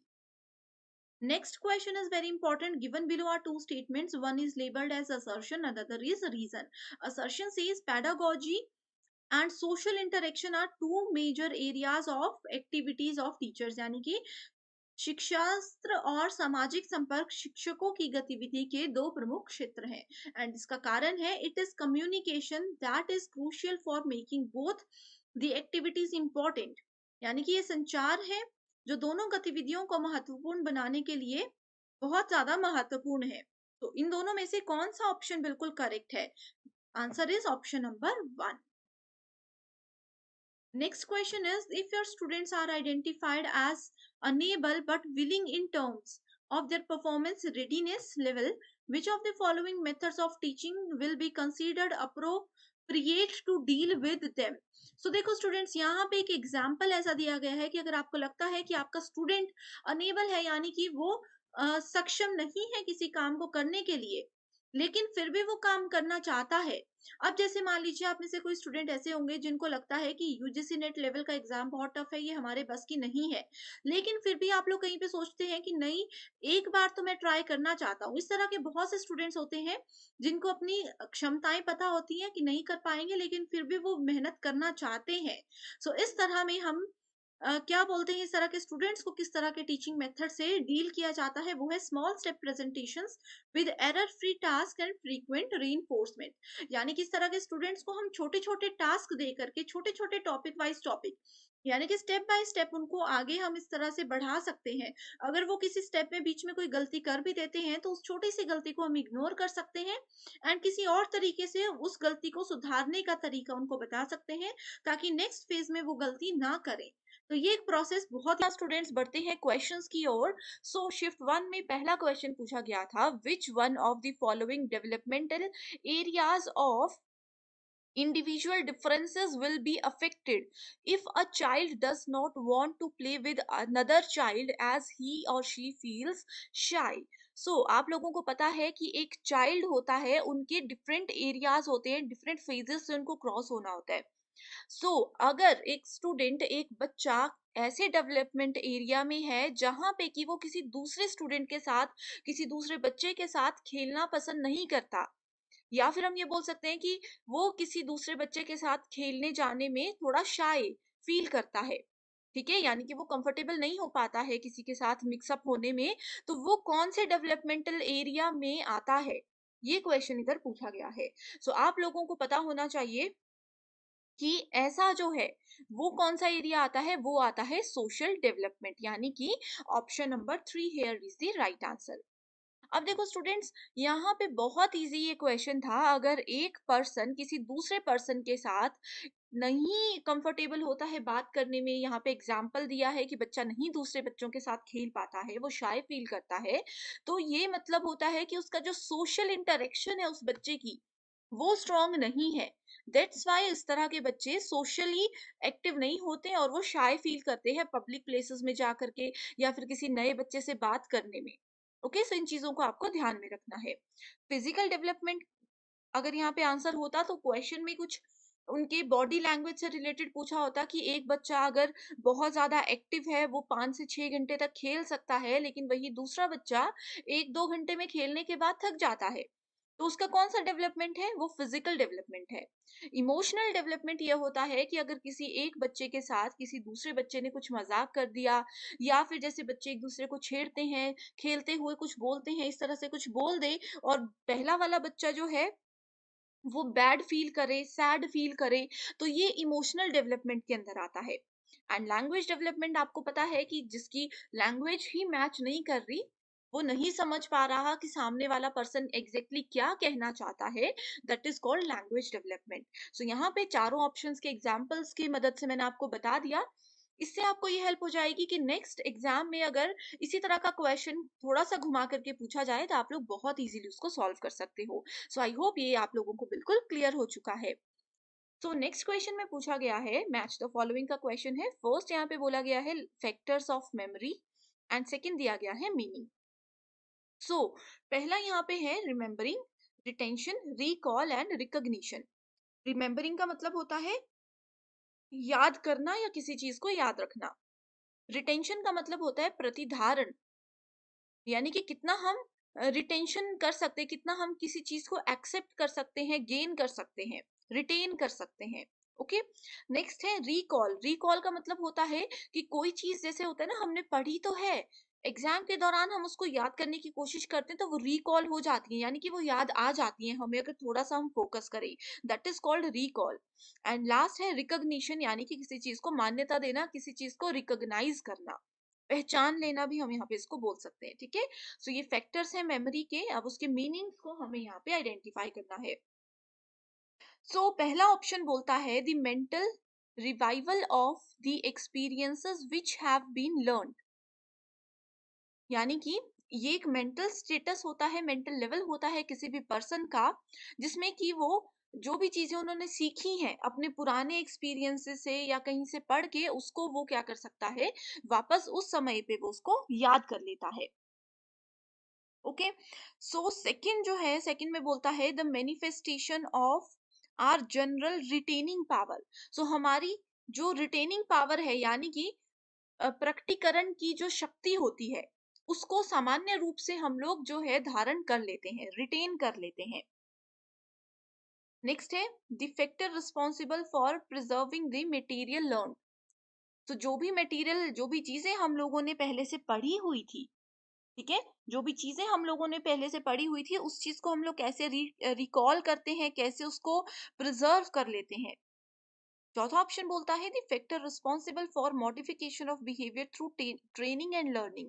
सो किसी एक स्टूडेंट को अगर हम लोग ट्रेनिंग देते हैं या फिर उनको कोई चीज सिखाते हैं, उससे उनके बिहेवियर में मॉडिफिकेशन आती है, उनके चेंजेस आते हैं, तो उस चीज को क्या बोला जाता है। बहुत ही ज्यादा इजी क्वेश्चन इसको हम लोग मानते हैं। एंड स्टूडेंट्स, मैं हमेशा कहती हूँ कि अगर आपने हमारे वीडियो लेक्चर्स डिटेल में देखे थे तो आपको इसका आंसर जरूर आता होगा। तो देखो, पहला जो है रिमेम्बरिंग, ठीक है, यानी कि किसी चीज को याद रखना। हम पर्सन जो होता है, कोई भी इंसान जो होता है, वो किसी चीज को तब याद रख सकता है जब वो अपने बिहेवियर में मॉडिफिकेशन लाता है, उनको प्रॉपर ट्रेनिंग और लर्निंग दी जाती है। ओके। दूसरा फिर आता है हमारे पास रिटेंशन। रिटेंशन से यहाँ से हम लोग डायरेक्टली इसको करेंगे इस तरह से, एंड रिटेंशन में हम मैच करेंगे the factor responsible for preserving the material learn. ठीक है। नेक्स्ट है रिकॉल। रिकॉल की क्या रिस्पॉन्सिबिलिटी होती है, the mental revival of the experiences which have been learn, यानी कि जो चीजें हमने पहले से पढ़ी हैं उस पर अगर थोड़ा सा जोर डालेंगे, मेंटल रिवाइवल अगर उस पर करेंगे, तो वो चीजें हमें याद आ जाती हैं। That is called recall. And recognition होता है the manifestation of our general retaining power. So I hope ये क्वेश्चन भी आप लोगों को बिल्कुल क्लियर हो चुका है। अभी तक के दो क्वेश्चंस में कोई डाउट है तो आप हमें कमेंट कर सकते हो, मैं डेफिनेटली आपकी हेल्प करूंगी। तो नेक्स्ट क्वेश्चन है, what are the limitations of employing online focus groups. So online focus groups होते हैं, राइट, उनको उनको एम्प्लॉय करने की, यानी कि उनको यूज करने की क्या क्या लिमिटेशंस हो सकती हैं। तो सबसे पहले तो स्टूडेंट्स, आप लोगों को ये पता होना चाहिए कि ऑनलाइन फोकस ग्रुप्स होते क्या है। तो ये एक इस तरह के ग्रुप्स होते हैं, इसको हम लोग किसी ऑनलाइन रिसर्च मेथड का सबसेट भी बोलते हैं। And basically they are an appropriate research method for consumer research. ठीक है। जनरली इसको रिसर्च में यूज किया जाता है, बट क्योंकि ऑनलाइन फोकस ग्रुप्स की बात की गई है तो यहाँ पे ये टीचिंग एप्टीट्यूड का पार्ट है। ओके। सो इसके डिफरेंट टाइप्स होते हैं, जैसे कि हम किसी स्टूडेंट का इंटरव्यू लेते हैं एडमिशन के टाइम पर, ये सब चीजें आती हैं ऑनलाइन फोकस ग्रुप्स के अंदर। ओके। सो इसकी लिमिटेशंस पूछी गई हैं। पहला ऑप्शन है easy access to conference sites can be set here. Okay. Next is email interviews with people in different time zones will be extremely participatory, यानी कि जो ईमेल इंटरव्यूज होते हैं, दो लोगों के, एक किसी और कंट्री में है, दूसरा पर्सन किसी और कंट्री में है, वो एक्सट्रीमली पार्टिसिपेटरी होते हैं, यानी कि अत्यंत सहभागी होते हैं। नेक्स्ट है ड्रॉप आउट्स में इफेक्ट द डेटा क्वालिटी। इसमें क्या होता है कि डेटा क्वालिटी, जैसे इंटरव्यू अगर ऑनलाइन चल रहे हैं, बीच में अगर ड्रॉप आउट्स हो जाते हैं, यानी कि डेटा लॉस हो जाता है, इंटरनेट कनेक्शन मिस हो जाता है, तो वो जो है वो क्वालिटी को थोड़ा वहाँ पे डिस्टर्ब करते हैं। नेक्स्ट है, the approach is confined to the people who are willing to participate. So जो लोग एक्चुअल में पार्टिसिपेट करना चाहते हैं इंटरेस्ट के साथ, ये अप्रोच उन लोगों के लिए कन्फाइंड होती है। Next is external influences on participants can be found, यानी कि प्रतिभागियों पर बाहरी प्रभाव देखे जा सकते हैं अगर हम लोग यहाँ पे ऑनलाइन फोकस ग्रुप्स को यूज करते हैं। ठीक है, सो ये मैंने आप लोगों को कुछ चीजें बता दी हैं। एंड इसके अलावा स्टूडेंट्स, करेक्ट आंसर पे जाने से पहले, ऑनलाइन फोकस ग्रुप्स जो होते हैं, इसको आप बस इतना याद रख लीजिए कि ये डेटा कलेक्शन करने के डिफरेंट तरीकों में से एक है, जो कि एक रिसर्चर को या फिर जो भी एक इंटरव्यूअर को मदद करता है कि एक डिस्कशन को वो ऑनलाइन प्लेटफॉर्म की मदद से पूरा कर सके। ओके, सो यहाँ पे अगर हम देखें, सो राइट आंसर है C, D and E. Limitations पूछी है, तो सबसे पहली लिमिटेशन तो यही है कि अगर इंटरनेट कनेक्शन लॉस हो जाता है, तो इससे क्या होता है, इंटरव्यू की क्वालिटी या फिर कम्युनिकेशन की क्वालिटी लॉस हो जाती है। ठीक है, एंड ये सिर्फ उन लोगों के लिए ही है जो कि एक्चुअल में पार्टिसिपेट करने में इंटरेस्टेड है। जबरदस्ती यहाँ पे हम किसी को कुछ काम नहीं करवा सकते ऑनलाइन, ये चीजें रहती हैं। External influences on participants can be found here. ठीक है, सो राइट आंसर है C, D and E only. And बाकी के जो दो ऑप्शंस है, ए एंड बी, ये दोनों ऑप्शंस ऑनलाइन फोकस ग्रुप की एक, हम बोल सकते हैं, डेफिनेशन का ही पार्ट है। Next question is, in online mode of teaching, a teacher added reading material like Word document, PPT, e-content, etc. on e-platform. Which option the students would choose? तो देखो स्टूडेंट्स, यहाँ पे वर्ड डॉक्यूमेंट, पीपीटी, ई content, ये सब चीजें क्या है, जैसे कि ऑनलाइन टीचिंग, अभी आप मेरी वीडियो देख रहे हो, ये भी ऑनलाइन टीचिंग है। हमारे लाइव सेशंस आप देखते हो, ये भी ऑनलाइन टीचिंग है। इसमें हम लोग, जैसे ये जो स्क्रीन पर आपको लिखा हुआ नजर आ रहा है, ये व्हाइट पेज नजर आ रहा है, ये सब चीजें क्या है, ये सब चीजें पीपीटीज हैं। ठीक है, वर्ड डॉक्यूमेंट हम यूज करते हैं। तो अगर एक टीचर टीचिंग के लिए इस तरह का रीडिंग मटेरियल यूज करते हैं, सो स्टूडेंट्स को क्या चूज करना चाहिए? करेक्ट ऑप्शन क्या होगा? Mind mapping tools, inventory control system, learning management system, या फिर असेसमेंट टूल्स। सो यहाँ पे अगर हम लोग देखें, सो राइट आंसर क्या है? Right answer is learning management system. ठीक है, सो स्टूडेंट को भी ऑनलाइन क्लासेस में एक प्रॉपर प्रबंधन प्रणाली होनी चाहिए, उनके पास भी वो चीजें उनको पता होनी चाहिए। Okay, next question is, a child who feels it difficult to do a task alone is able to do it better with the help of more skilled peers or adults. देखो, ये वाला क्वेश्चन फर्स्ट क्वेश्चन में भी हमने देखा था, उसमें ये था कि एक बच्चा किसी दूसरे बच्चे के साथ खेलने में शाय फील करता है। थोड़ा थोड़ा मिलता जुलता क्वेश्चन है, इसमें ये बोला गया है कि एक बच्चा कोई काम अगर उसको अकेला करने को दिया जाए तो वो नहीं कर पाएगा प्रॉपरली, लेकिन वही अगर उसके साथ कोई पर्सन भी है, कोई स्टूडेंट भी है जो कि एक स्किल्ड स्टूडेंट है, जिसको वो काम अच्छे से करना आता है, अगर इन दोनों की एक टीम बना दी जाए, तो पर्सन ए उसमें भी बहुत अच्छे से पार्टिसिपेट करता है। सो इस टर्म को, इस चीज के लिए एक टर्म यूज की जाती है टीचिंग में, उसको क्या बोला जाता है? ये क्वेश्चन बहुत इंपॉर्टेंट होते हैं, क्योंकि यूजीसी नेट एग्जाम क्वालिफाई करने के बाद आप लोग टीचिंग प्रोफेशन में जाओगे, तो आप लोगों को पता होना चाहिए कि अगर एक स्टूडेंट इस तरह से बिहेव कर रहा है, तो हम कैसे उनको ट्रीट कर सकते हैं, कैसे उनको इस चीज से बाहर निकाल सकते हैं। इसीलिए ये क्वेश्चंस ऐड किए जाते हैं। तो इसके लिए टर्म यूज होती है accommodation, zone of proximal development, assimilation, या फिर equilibrium. So right answer here is option number 3, that is assimilation. assimilation का मतलब होता है मिलाना, एक पर्सन को किसी दूसरे पर्सन से मिलाना। वो क्वेश्चन में ही लिखा है, बस आपको टर्म्स का मीनिंग पता होना चाहिए। So assimilation of knowledge occurs when a teacher encounter a new idea. इसमें टीचर का एक बहुत बड़ा रोल होता है, इस चीज को आप लोग याद रख लीजिए, एग्जाम में पूछा जा सकता है। ठीक है, कि सिमुलेशन में टीचर का रोल होता है या नहीं होता है, तो आपको पता होना चाहिए कि इस सिमुलेशन मेथड में टीचर का एक बहुत बड़ा रोल होता है कि कैसे वो अपने आइडियाज को यूज करके इस तरह के शाय स्टूडेंट्स को एक एक्टिव स्टूडेंट्स के साथ बिठाए, सो दैट वो भी उस चीज में पार्टिसिपेट करें एंड उनकी ग्रोथ हो, उनके उनमें इम्प्रूवमेंट्स हो। राइट, सो इस तरह की चीजों में टीचर का एक मेजर रोल होता है। इसका एक एग्जाम्पल आप ये भी ले सकते हो कि एक स्टूडेंट है जिसको आता सब कुछ है, बस वही चीज़ है कि वो शाय फ़ील करता है, अकेले उसमें इतना कॉन्फिडेंस नहीं है कि वो काम करेगा। चाहे उसको सब कुछ आता है बट कॉन्फिडेंस की कमी हो सकती है। तो वहाँ पे भी हम लोग एसिमिलेशन टेक्नीक को ईज़िली यूज़ कर सकते हैं। ओके, सो स्टूडेंट्स ये थे आज के 5 मोस्ट इम्पोर्टेंट क्वेश्चंस। आप लोगों को इन क्वेश्चन से ज़रूर एक आइडिया लग चुका होगा कि एनटीए ने अब किस तरह के पैटर्न के क्वेश्चंस को पूछना स्टार्ट कर दिया है। तो इसका ये बेनिफिट है कि इन क्वेश्चंस के पैटर्न को ध्यान में रखते हुए आप लोग अपने आगे आने वाले एग्जामिनेशन की तैयारी उस अकॉर्डिंग कर सकते हो। सो टीचिंग में जून 2023 का पहला क्वेश्चन है, the teaching that provide all students with challenging instructions and uses support when needed but remove those supports at student become able to handle more on their own is called as. बिल्कुल basic question है। इसमें एक ऐसी teaching method की बात की गई है जिसमें कहा है कि एक टीचर अपने जितने भी स्टूडेंट्स हैं उनको बहुत ही ज्यादा चुनौतीपूर्ण अनुदेश देते हैं और उनको चीजें समझाते भी हैं। जैसे मान लीजिए मैंने आपको बहुत ही ज्यादा डिफिकल्ट टास्क दे दिया और उस टास्क में लेकिन फिर मैं आपकी हेल्प भी करूंगी कि कैसे उसको सॉल्व करना है, आपका सपोर्ट भी मैं करूंगी। एंड मैं आपका सपोर्ट तब तक करूंगी जब तक आप उस चीज को अच्छे से समझ नहीं जाते।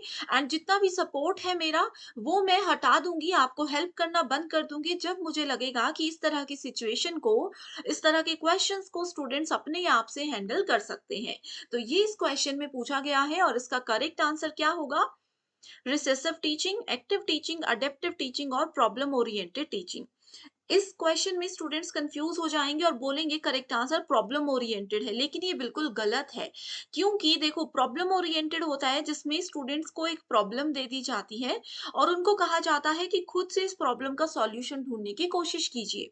लेकिन अडेप्टिव टीचिंग यानी कि अनुकूलनात्मक शिक्षण जो होता है, इसमें स्टूडेंट्स को एक ऐसे माहौल को अडेप्ट करने में, अपनाने में मदद करते हैं टीचर, ताकि आगे आने वाले समय में वो खुद से उन चीज़ों को सॉल्व कर सके। ठीक है?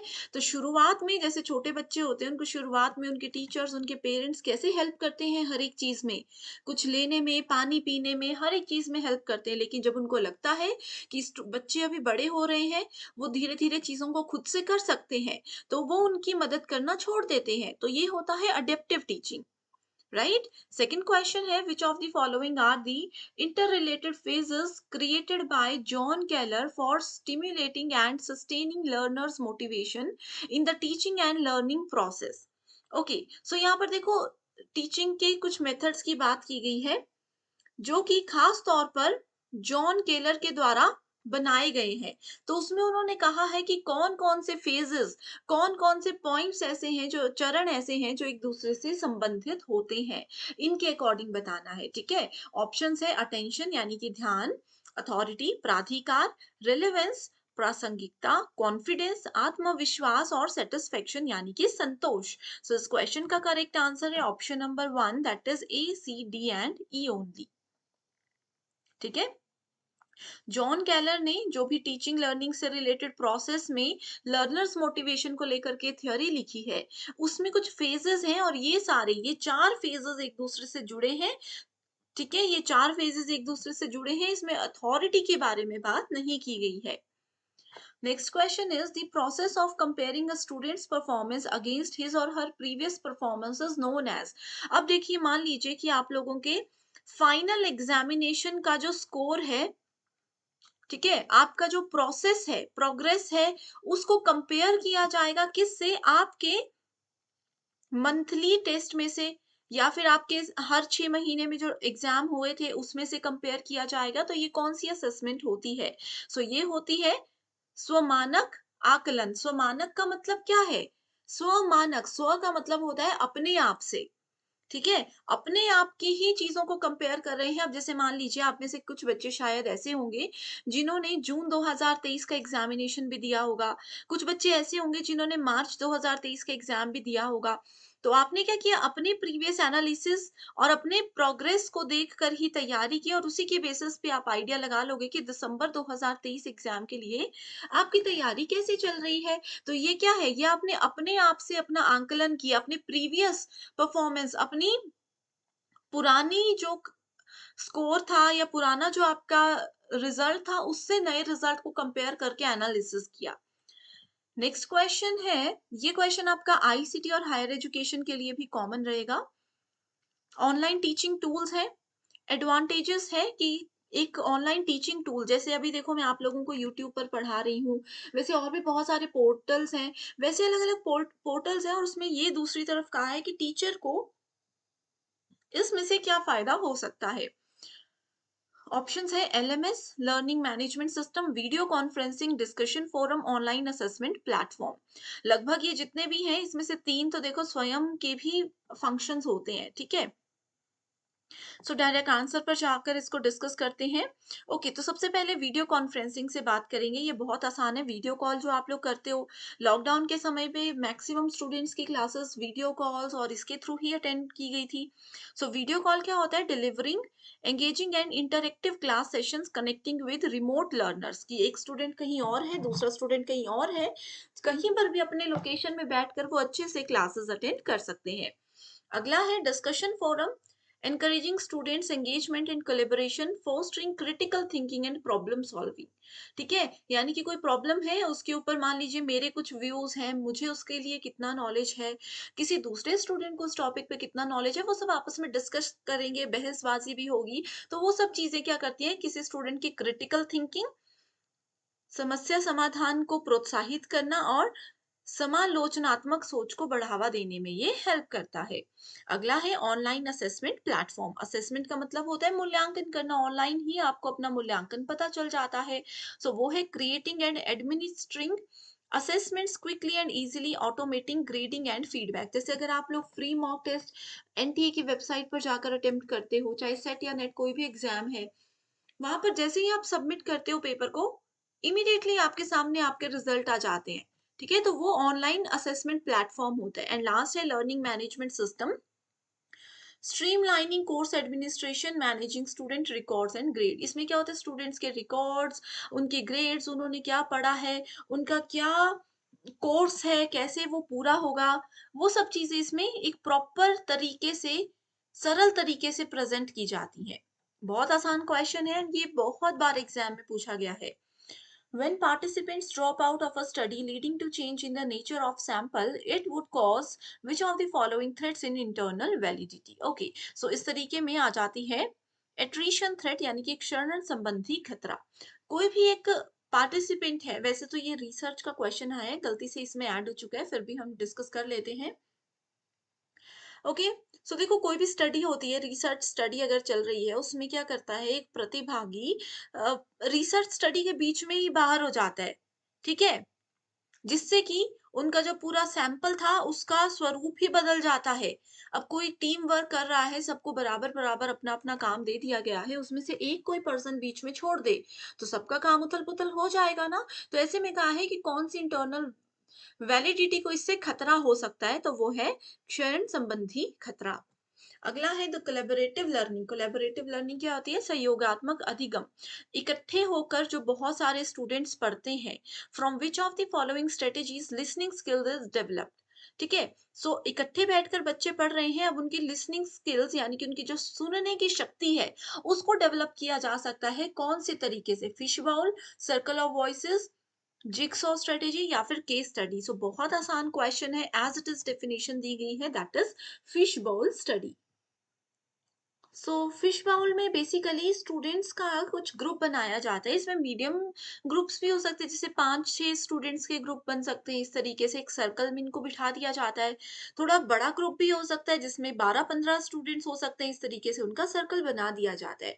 एंड उनको एक टॉपिक दिया जाता है डिस्कशन के लिए, that is called fish bowl. फिलहाल के लिए काफी है, वैसे तो फिश बाउल में बहुत सी चीजें और भी हैं। अगला क्वेश्चन है, according to Vygotsky, learning occurs through social interaction and collaboration. So Vygotsky के हिसाब से जो भी लर्निंग होती है वो बाहर निकल कर, समाज में निकल कर लोगों से बातचीत करने, उनसे मिलने से बढ़ती है। और दूसरा है, दूसरा भी विगोत्स्की के द्वारा ही कहा गया है कि scaffolding involves providing the student with all of the answers and solution to a problem. उसमें ये कहा गया है कि स्कैफोल्डिंग जो होती है उसकी हेल्प से जितने भी स्टूडेंट्स हैं उनके आगे आप कोई भी प्रॉब्लम दो, कोई भी समस्या उनको दे दो, वो उसका समाधान, उसका सॉल्यूशन ढूंढ कर ही रहते हैं। सो करेक्ट आंसर है हमारे पास option number 3, that is statement 1 absolutely correct है बट स्टेटमेंट 2 इनकरेक्ट है। ओके, सो यहाँ पर एक और सवाल बढ़ता है कि स्कैफोल्डिंग स्ट्रेटेजी होती क्या है टीचिंग में। इसका एक एग्जांपल ये भी हो सकता है कि जो विजुअल लर्नर्स होते हैं वो किसी भी स्टोरी को समझने में, इमेजिन करने में थोड़ी सी मुश्किलें उनको आती हैं क्योंकि वो विजुअलाइज नहीं कर पाते चीजों को, तो ये आता है स्कैफोल्डिंग के अंदर। ओके, नेक्स्ट क्वेश्चन है। अब देखो स्टूडेंट्स, यहाँ पे ना बहुत सी छोटी छोटी नई नई चीजें आ रही हैं। अगर आपको डाउट हो रहा है किसी में, क्योंकि क्विक रिवीजन सेशन है, तो यहाँ पर मैं फटाफट से आंसर और छोटा सा एक्सप्लेनेशन और ट्रिक बता रही हूँ, ठीक है। अगर आपको उस पर्टिकुलर टॉपिक पर डिटेल्ड वीडियो चाहिए, सब अवेलेबल है, आप बस कमेंट करके बताइए, मैं आपके साथ लिंक शेयर कर दूंगी। ओके, सो नेक्स्ट क्वेश्चन है, portfolio assessment consist of, so it consists of what? So it consists of prohibit collaboration among teachers and students during assessment process। ठीक है, प्रोहिबिट कोलैबोरेशन क्या होता है? जो टीचर और स्टूडेंट्स के बीच में कोलैबोरेशन है, सहयोग है, उसको यहाँ पर अलाउड नहीं किया जाता, खास तौर पे तब जब असेसमेंट चल रही होती है, मूल्यांकन का कार्य चल रहा होता है। दूसरा आ जाता है इसमें addressing the students achievements only. तो उस केस में पोर्टफोलियो असेसमेंट में सिर्फ और सिर्फ स्टूडेंट्स की उपलब्धियों पर ध्यान दिया जाता है, ना कि उनकी गलतियों पर। और अगला है, provide students opportunities to reflect upon feeling about learning, कि वो लर्निंग की भावनाओं को क्या समझते हैं, कैसे उनको फील होता है, ये सब चीजों के बारे में यहाँ पर डिस्कस किया जाता है। बेसिकली जो पोर्टफोलियो मूल्यांकन होता है ना, ये एक सिस्टमैटिक प्रोसेस होता है, एक पूरे सिस्टम के साथ एक ऑर्गेनाइज्ड तरीके से इसको परफॉर्म किया जाता है, जो कि टीचर और स्टूडेंट्स दोनों के लिए होता है। ठीक है, इसमें क्या होता है, स्टूडेंट्स की ग्रोथ, उनका नॉलेज, उनके स्किल्स, उनका सब्जेक्ट का पर्टिकुलर नॉलेज, उस सब को मॉनिटर करने के लिए, उस सब पर ध्यान देने के लिए एक टीचर ये पोर्टफोलियो असेसमेंट एक स्टूडेंट के ऊपर करते हैं। ठीक है, अगला क्वेश्चन है, which of the following factors affect learning of learners. तो स्टूडेंट्स की लर्निंग पर क्या प्रभाव पड़ता है, कौन कौन सी चीजें उस पर फर्क डालती है। फैमिली स्ट्रक्चर, कि कितने बड़ा परिवार है, क्या उससे किसी स्टूडेंट की पढ़ाई में फर्क पड़ेगा। सोशियो इकोनॉमिक स्टेटस, की सामाजिक आर्थिक स्थिति उनकी क्या है, गरीब है, अमीर है। कल्चरल बैकग्राउंड, किस संस्कृति, किस समाज से वो आते हैं या किस स्कूल में वो पढ़ते हैं, तो किस पे डिपेंड करता है, सभी फैक्टर्स इंपॉर्टेंट होते हैं। बहुत बड़ा परिवार होगा, बच्चे हैं, बुजुर्ग हैं, तो पढ़ पाएंगे, नहीं पढ़ पाएंगे। कोई सोशियो इकोनॉमिक स्टेटस, कोई पर्सन अगर गरीब है, नहीं फाइनेंशियली इतने एक्टिव हैं, तो वो क्या बड़े स्कूल में पढ़ कर एक अच्छी एजुकेशन ले पाते, नहीं ले पाते। चाहे उनका बच्चा इंटेलिजेंट भी होगा, बट वो उस लेवल की एजुकेशन नहीं दे पाएंगे। कल्चरल बैकग्राउंड, किस संस्कृति से वो आते हैं। कई लोगों की संस्कृति में आपने देखा होगा, अभी भी ये कहते हैं कि महिलाओं को, लड़कियों को नहीं पढ़ाना चाहिए ज्यादा, तो वो उस बैकग्राउंड से, तो उनकी पढ़ाई में फर्क पड़ेगा। और किस स्कूल में आप पढ़ रहे हो, that is also very important, right. अगला क्वेश्चन है, ऑनलाइन टूल्स हैं और उनके फंक्शंस हैं जो कि टीचिंग में हेल्प करते हैं। ये भी आईसीटी में कॉमन क्वेश्चन है। एडुपजल, एडपजल, माइंड मिस्टर, गूगल डॉक्स और मेंटीमीटर। अब में भी हो सकता है बहुत स्टूडेंट्स ने नहीं सुनी हो चीजें, लेकिन गूगल डॉक्स तो सबने सुना होता है। सो गूगल डॉक्स क्या है? गूगल डॉक्स बेसिकली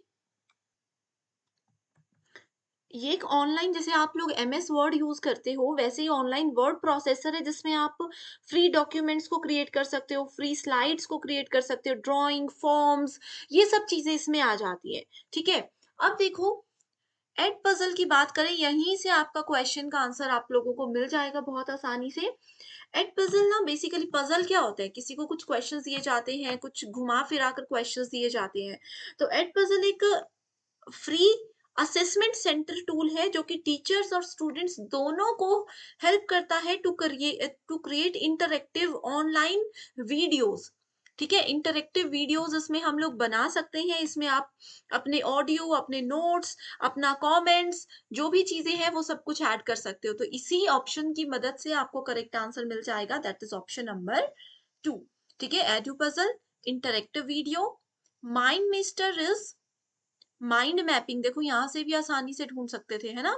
उसके बाद आ जाता है गूगल डॉक्स, लाइव पोलिंग और feedback, and Mentimeter is for content creation, right. So इस क्वेश्चन में पूछा गया है a detailed record of documented observations of a students behaviour used for the purpose of understanding and shaping the students behaviour is known as. So देखो, अब as a teacher आपकी responsibility किसी student को सिर्फ पढ़ाना नहीं होती है, आपकी रिस्पॉन्सिबिलिटी ये भी होती है कि आप स्टूडेंट्स के बिहेवियर को, उनके व्यवहार को भी अच्छे से समझो और देखो कि किसी स्टूडेंट में किस तरीके से परिवर्तन हो रहे हैं, उनके बिहेवियर में समय के साथ किस तरीके से परिवर्तन हो रहे हैं। ओके, सो इसके लिए एक मेथड होता है टीचिंग एप्टीट्यूड में, जिसको कहा जाता है डॉक्यूमेंटेड ऑब्जर्वेशंस। ठीक है, ये बेसिकली स्टूडेंट्स के बिहेवियर को ही ऑब्जर्व करते हैं कि समय के साथ उनका बिहेवियर पॉजिटिव वे में जा रहा है, नेगेटिव वे में जा रहा है। एंड बिहेवियर की बात सिर्फ यहाँ पर ये नहीं है कि वो स्टूडेंट टीचर के साथ कैसे बिहेव कर रहे हैं। बिहेवियर का मतलब यहाँ पर ये भी होता है कि एक स्टूडेंट्स अपने क्लासमेट्स के साथ, अपने फ्रेंड्स के साथ कैसे इंटरेक्ट कर रहे हैं, उनकी सोशल लाइफ कैसी चल रही है, वो अपनी फैमिली के साथ कैसे इंटरेक्ट कर रहे हैं। तो ये सब चीजें जो ऑब्जर्व की जाती हैं, उस मेथड को क्या कहते हैं, ये इसमें पूछा गया है। Formative assessment, summative, behaviour log, curriculum mapping. So देखो, समेटिव और फॉर्मेटिव तो बिल्कुल भी नहीं हो सकता, असेसमेंट हम ऑलरेडी डिस्कस कर चुके हैं। फॉर्मेटिव होता है, क्या होता है फॉर्मेटिव, क्लास के दौरान जो टीचर क्वेश्चन आंसर सेशन करते हैं।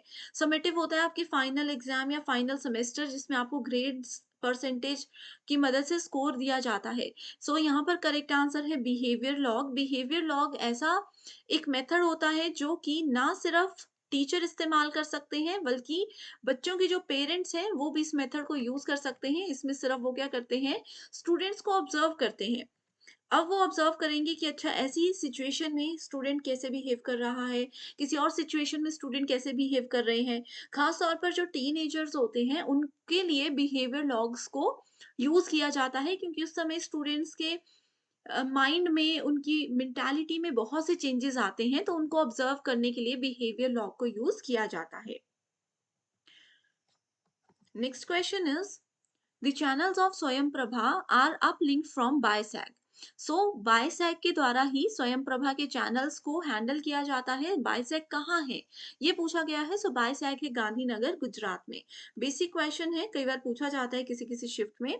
नेक्स्ट क्वेश्चन है, given below are two statement. Statement one कहती है learner centred approach is centred on teacher needs, कि जो शिक्षार्थी केंद्रित अप्रोच होता है पढ़ाने का, वो बेसिकली टीचर की जरूरतों के हिसाब से इस्तेमाल किया जाता है। स्टेटमेंट टू बोलती है learner centred approach is centred on cooperative determination of subject matter, यानी कि इसका जो ज्यादा फोकस रहता है वो विषय वस्तु के सहकारी निर्धारण पर ही रहता है, कि आपका सब्जेक्ट क्या है, कैसे उसको पूरा किया जाए, कैसे कैसे पढ़ाना है, इन सब चीजों पे फोकस करता है। सो दोनों स्टेटमेंट्स में से फर्स्ट तो देखो बिल्कुल गलत है, ये तो सामने ही पता चल रहा है, क्योंकि जिस मेथड का नाम ही लर्नर सेंटर्ड है, तो वो टीचर की जरूरतों को क्यों पूरा करेगा। लर्नर सेंटर्ड मेथड ही एक स्टूडेंट की, एक लर्नर की जितनी भी नीड्स होती हैं और जितना भी उनका इंटरेस्ट होता है, जितना भी उनका अंडरस्टैंडिंग लेवल होता है, उस अकॉर्डिंग बनाया जाता है। अब किसी नर्सरी केजी के बच्चे को आप यूजीसी नेट लेवल का पढ़ाने जाओगे तो उनको समझ आएगा, नहीं आएगा। तो लर्नर सेंटर्ड अप्रोच यही कहता है कि लर्नर्स के लेवल के हिसाब से, उनकी जरूरत के हिसाब से उनको पढ़ाया जाना चाहिए। एंड सेकंड स्टेटमेंट बिल्कुल सही है कि लर्नर सेंटर्ड अप्रोच में स्टूडेंट्स के तरीके से पढ़ाया जाता है। स्टूडेंट्स को जो तरीका, जो मेथड पसंद आ रहा है, उस तरीके से टीचर को पढ़ाना चाहिए, लेकिन उसमें सब्जेक्ट मैटर को भी ध्यान में रखकर चलना चाहिए। ठीक है, तो cooperative determination of subject matter भी इसमें जरूरी होती है। नेक्स्ट क्वेश्चन इज स्वयं Prabha is an education learning platform initiated by DTH channels. So correct answer क्या है इधर, करेक्ट आंसर है ministry of human resource and development, जिसको आप पहले एमएचआरडी के नाम से जानते थे, अब इसका नाम चेंज हो गया है, इसका नाम रखा गया है मिनिस्ट्री ऑफ एजुकेशन। इसमें बहुत बार क्वेश्चंस आते हैं एग्जाम में। हम थ्योरी सेशंस में भी डिस्कस कर चुके हैं कि कहीं पर भी मिनिस्ट्री ऑफ एजुकेशन होगा तो समझ जाइए कि ministry of human resource development की ही बात की जा रही है। Next question is, a learner combines his or her previous schemes or modifies them as per new experiences. The process of combining, modifying existing schemas and to arrive a new schema is known as। एक student ने क्या किया, उनके जितना भी पुराना knowledge था, जितना भी स्कीमा थे उनके, उस सब को थोड़ा-सा मॉडिफाई किया, उसको अच्छे से समझने की कोशिश की और अपने न्यू एक्सपीरियंस के हिसाब से उसको डिज़ाइन कर दिया, उसको बना दिया। ये जो प्रोसेस था जिसमें उन्होंने अपना पुराना नॉलेज और नया नॉलेज यूज़ किया और उससे कुछ नई चीज़ डिज़ाइन कर दी, नया कुछ एक्जिस्टिंग स्कीमा को डिज़ाइन किया, इस मेथड को क्या कहते हैं? सो इस मेथड को कहा जाता है अकोमोडेशन। Okay, okay. सो ये जो डेफिनेशन है ये बेसिकली दी गई है पाइगेट की लर्निंग थ्योरी में। ठीक है, पाइगेट्स थ्योरी ऑफ कॉग्निटिव डेवलपमेंट के अंदर ये चीजें कही गई थी। उन्होंने ये कहा था कि जो भी आपके पास एसिमिलेशन होता है, अकोमोडेशन होता है एंड इक्विलिब्रेशन होता है, ये तीन तरीके होते हैं जिसकी मदद से हम स्टूडेंट्स के, किसी चिल्ड्रन के एक्सपीरियंस को, पुराने एक्सपीरियंस को उनके नए नॉलेज, उनके नए स्कीमा के साथ कंबाइन करके कुछ नया डिजाइन कर सकते हैं। सो बेसिकली यहाँ पर जो चीजें यूज हो रही थी वो सबसे ज्यादा फोकस्ड थी सिर्फ और सिर्फ अकोमोडेशन को लेकर के। अब बात आती है कि स्कीमा क्या होता है। सो स्कीमा बेसिकली एक रिप्रेजेंटेशन होता है in the mind of a set of ideas और एक्शंस विच गो टुगेदर। कुछ ऐसी चीजें जो कि आपके माइंड में भी आ रही हैं, ठीक है, कुछ आइडियाज ऐसे हैं जिनको मिला करके आप कुछ नया क्रिएट करते हो। तो स्टूडेंट्स ने क्या किया, अपने पुराने एक्सपीरियंस से, पुराने ही एक्सपीरियंस से जो सीखा था, उनके नॉलेज जो उनके पास था उसी को मॉडिफाई किया और नया एक्सपीरियंस उनके पास आ गया। Okay, so process of changing the existing schema to include new information, उसको हम अकोमोडेशन कहते हैं। अगला क्वेश्चन है, which of the following is a technique to provide right kind of support in right amount at right time to increase child's competence is called scaffolding. कल भी हमने discuss किया था, कल हमने देखा था जून 2023 के क्वेश्चंस को, उसमें भी ये क्वेश्चन एज इट इज पूछा गया था। ये वाला क्वेश्चन यूजीसी नेट में अभी पूछे जा रहे हैं स्कैफोल्डिंग से रिलेटेड। सीटेट एग्जाम की अगर बात करोगे तो वहां पे ये चीजों को बहुत बार पूछा गया है। ठीक है, सो इसको हम सिंपल सी लैंग्वेज में स्कैफोल्डिंग को ये बोलते हैं learning of a problem solving task till the student is able to do it by herself. कल जो हमने जून 2023 वाला क्वेश्चन देखा था उसमें ये कहा था कि एक ऐसा मेथड कौन सा होता है जिसमें टीचर स्टूडेंट्स की हेल्प करते हैं एक लेवल तक, लेकिन जब उन टीचर को लगता है कि स्टूडेंट खुद से चीजें समझ रहे हैं, खुद से चीजें कर सकते हैं, तो वो उनकी हेल्प करना छोड़ देते हैं। ठीक है, तो वो स्कैफोल्डिंग होता है। Learning of a problem solving task till the student is able to do it by themself. ये सिर्फ टीचर्स नहीं, ये पेरेंट भी कर सकते हैं। ठीक है, providing a half solved example, ये इसका एक बेस्ट तरीका होता है। स्कैफोल्डिंग बेसिकली एक फॉर्म होता है जिसमें हम फैसिलिटेट करते हैं, कुछ फैसिलिटीज लर्नर्स को देते हैं, लेकिन एक लिमिटेड टाइम पीरियड के लिए। इसमें जब बच्चों को सिखाया जाता है तो उनके लिए कुछ प्री प्लान्ड एक्टिविटीज होती हैं जिसकी हेल्प से उनको चीजें सिखाई जाती हैं। उसके बाद टीचर्स की ऑब्जर्वेशन में वो सेम एक्टिविटीज उनको दोहराने को कहा जाता है। फिर 2-3 दिन के बाद या कुछ टाइम के बाद जब टीचर को लगता है या पेरेंट्स को लगता है कि वो खुद से चीजें समझ रहे हैं, सॉल्व कर पा रहे हैं चीजों को, प्रॉब्लम्स को, तो वो उनकी मदद करना छोड़ देते हैं। बहुत आसान क्वेश्चन है, बार-बार आता है एग्जाम में। विच of the following statements best describe brainstorming method of teaching. So brainstorming method क्या होता है टीचिंग का? ब्रेनस्टॉर्मिंग मेथड से किसी भी स्टूडेंट की, किसी भी लर्नर की क्रिएटिविटी को हम एनहांस कर सकते हैं। ठीक है, ये मेथड सबसे पुराना और सबसे बेस्ट टेक्नीक मानी जाती है किसी की क्रिएटिव थिंकिंग को बढ़ाने के लिए। कॉम्प्लेक्स और क्रिटिकल प्रॉब्लम्स जो होती हैं, अगर मान लीजिए किसी बच्चे में हमें ये आदत डालनी है कि वो बात-बात पर रोता है, बात-बात पर परेशान हो जाता है, तो उनकी कॉम्प्लेक्स और क्रिटिकल प्रॉब्लम सॉल्विंग एबिलिटीज़ को अगर हम बढ़ाना चाहते हैं, तो ब्रेनस्टॉर्मिंग मेथड उसमें बेस्ट माना जाता है। ठीक है? सो इसका करेक्ट आंसर है production of large number of ideas. Next is which of the following are the main characteristics of learner centred approach, यानी कि शिक्षार्थी केंद्रित उपागम की मुख्य विशेषताएं क्या हैं। इसमें है it is centred on cooperative determination of subject matter. देखो सेम क्वेश्चन था, मैं इसीलिए आपको कहती हूँ कि पेपर वन में प्रीवियस ईयर क्वेश्चंस को पढ़िए। देखो सेम क्वेश्चन लेकिन डिफरेंट तरीके से पूछा गया था। It lays emphasise on variability of exposure. ठीक है, ये जोखिम की परिवर्तनशीलता पर जोर देता है। Next is which of the following statement best describes summative evaluation in evaluation procedure। summative evaluation क्या होता है? आप लोगों का evaluation मूल्यांकन किया जाता है आपके फाइनल एग्जाम, आपके सेमेस्टर एग्जामिनेशन के बाद, जिसमें आपको परसेंटेज दी जाती है, ग्रेड दिया जाता है और बीच में कोई इन्वॉल्वमेंट नहीं रहती है। इसका करेक्ट आंसर होगा टीचर अवार्ड्स ग्रेड्स। देखो मैंने कीवर्ड पहले ही बता दिया था कि ग्रेड्स की बात कर रहे हैं। That means we are talking about summative evaluation. A teacher award grades to the students after having transacted the course work। Next is which of the following educational theory emphasizes the importance of scaffolding and support for slow learners। जो slow learners होते हैं, थोड़ा सा धीरे जो student सीखते हैं, उनके लिए कौन सी थ्योरी को यूज किया जाता है। देखो क्वेश्चन फिर से पढ़ते हैं। Which of the following educational theory emphasizes the importance of scaffolding and support for slow learners। Scaffolding का मतलब हम लोगों ने डिस्कस कर लिया है। इसका करेक्ट आंसर होगा जोन ऑफ प्रॉक्सिमल डेवलपमेंट। अब ये क्या होता है, इसको भी हम डिटेल में डिस्कस करते हैं।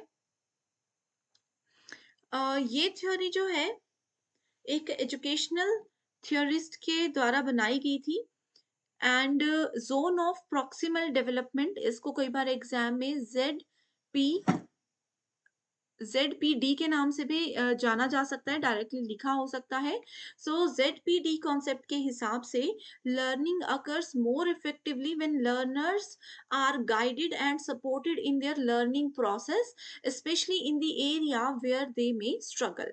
ठीक है, तो इसमें ये क्या जाता है कि ये मेथड बोलती है कि स्टूडेंट सबसे बेस्ट तब सीखते हैं कि जिस जगह पर उनको दिक्कत आ रही है, उस जगह पर उनको अच्छे से गाइड किया जाए, उनको अच्छे से सपोर्ट किया जाए और 1-2 बार उनको अच्छे से मदद की जाए उस तरीके से, उस जगह से बाहर निकलने की, उस प्रॉब्लम से बाहर निकलने की, तो वो आसानी से चीज़ों को समझकर सॉल्व कर सकते हैं।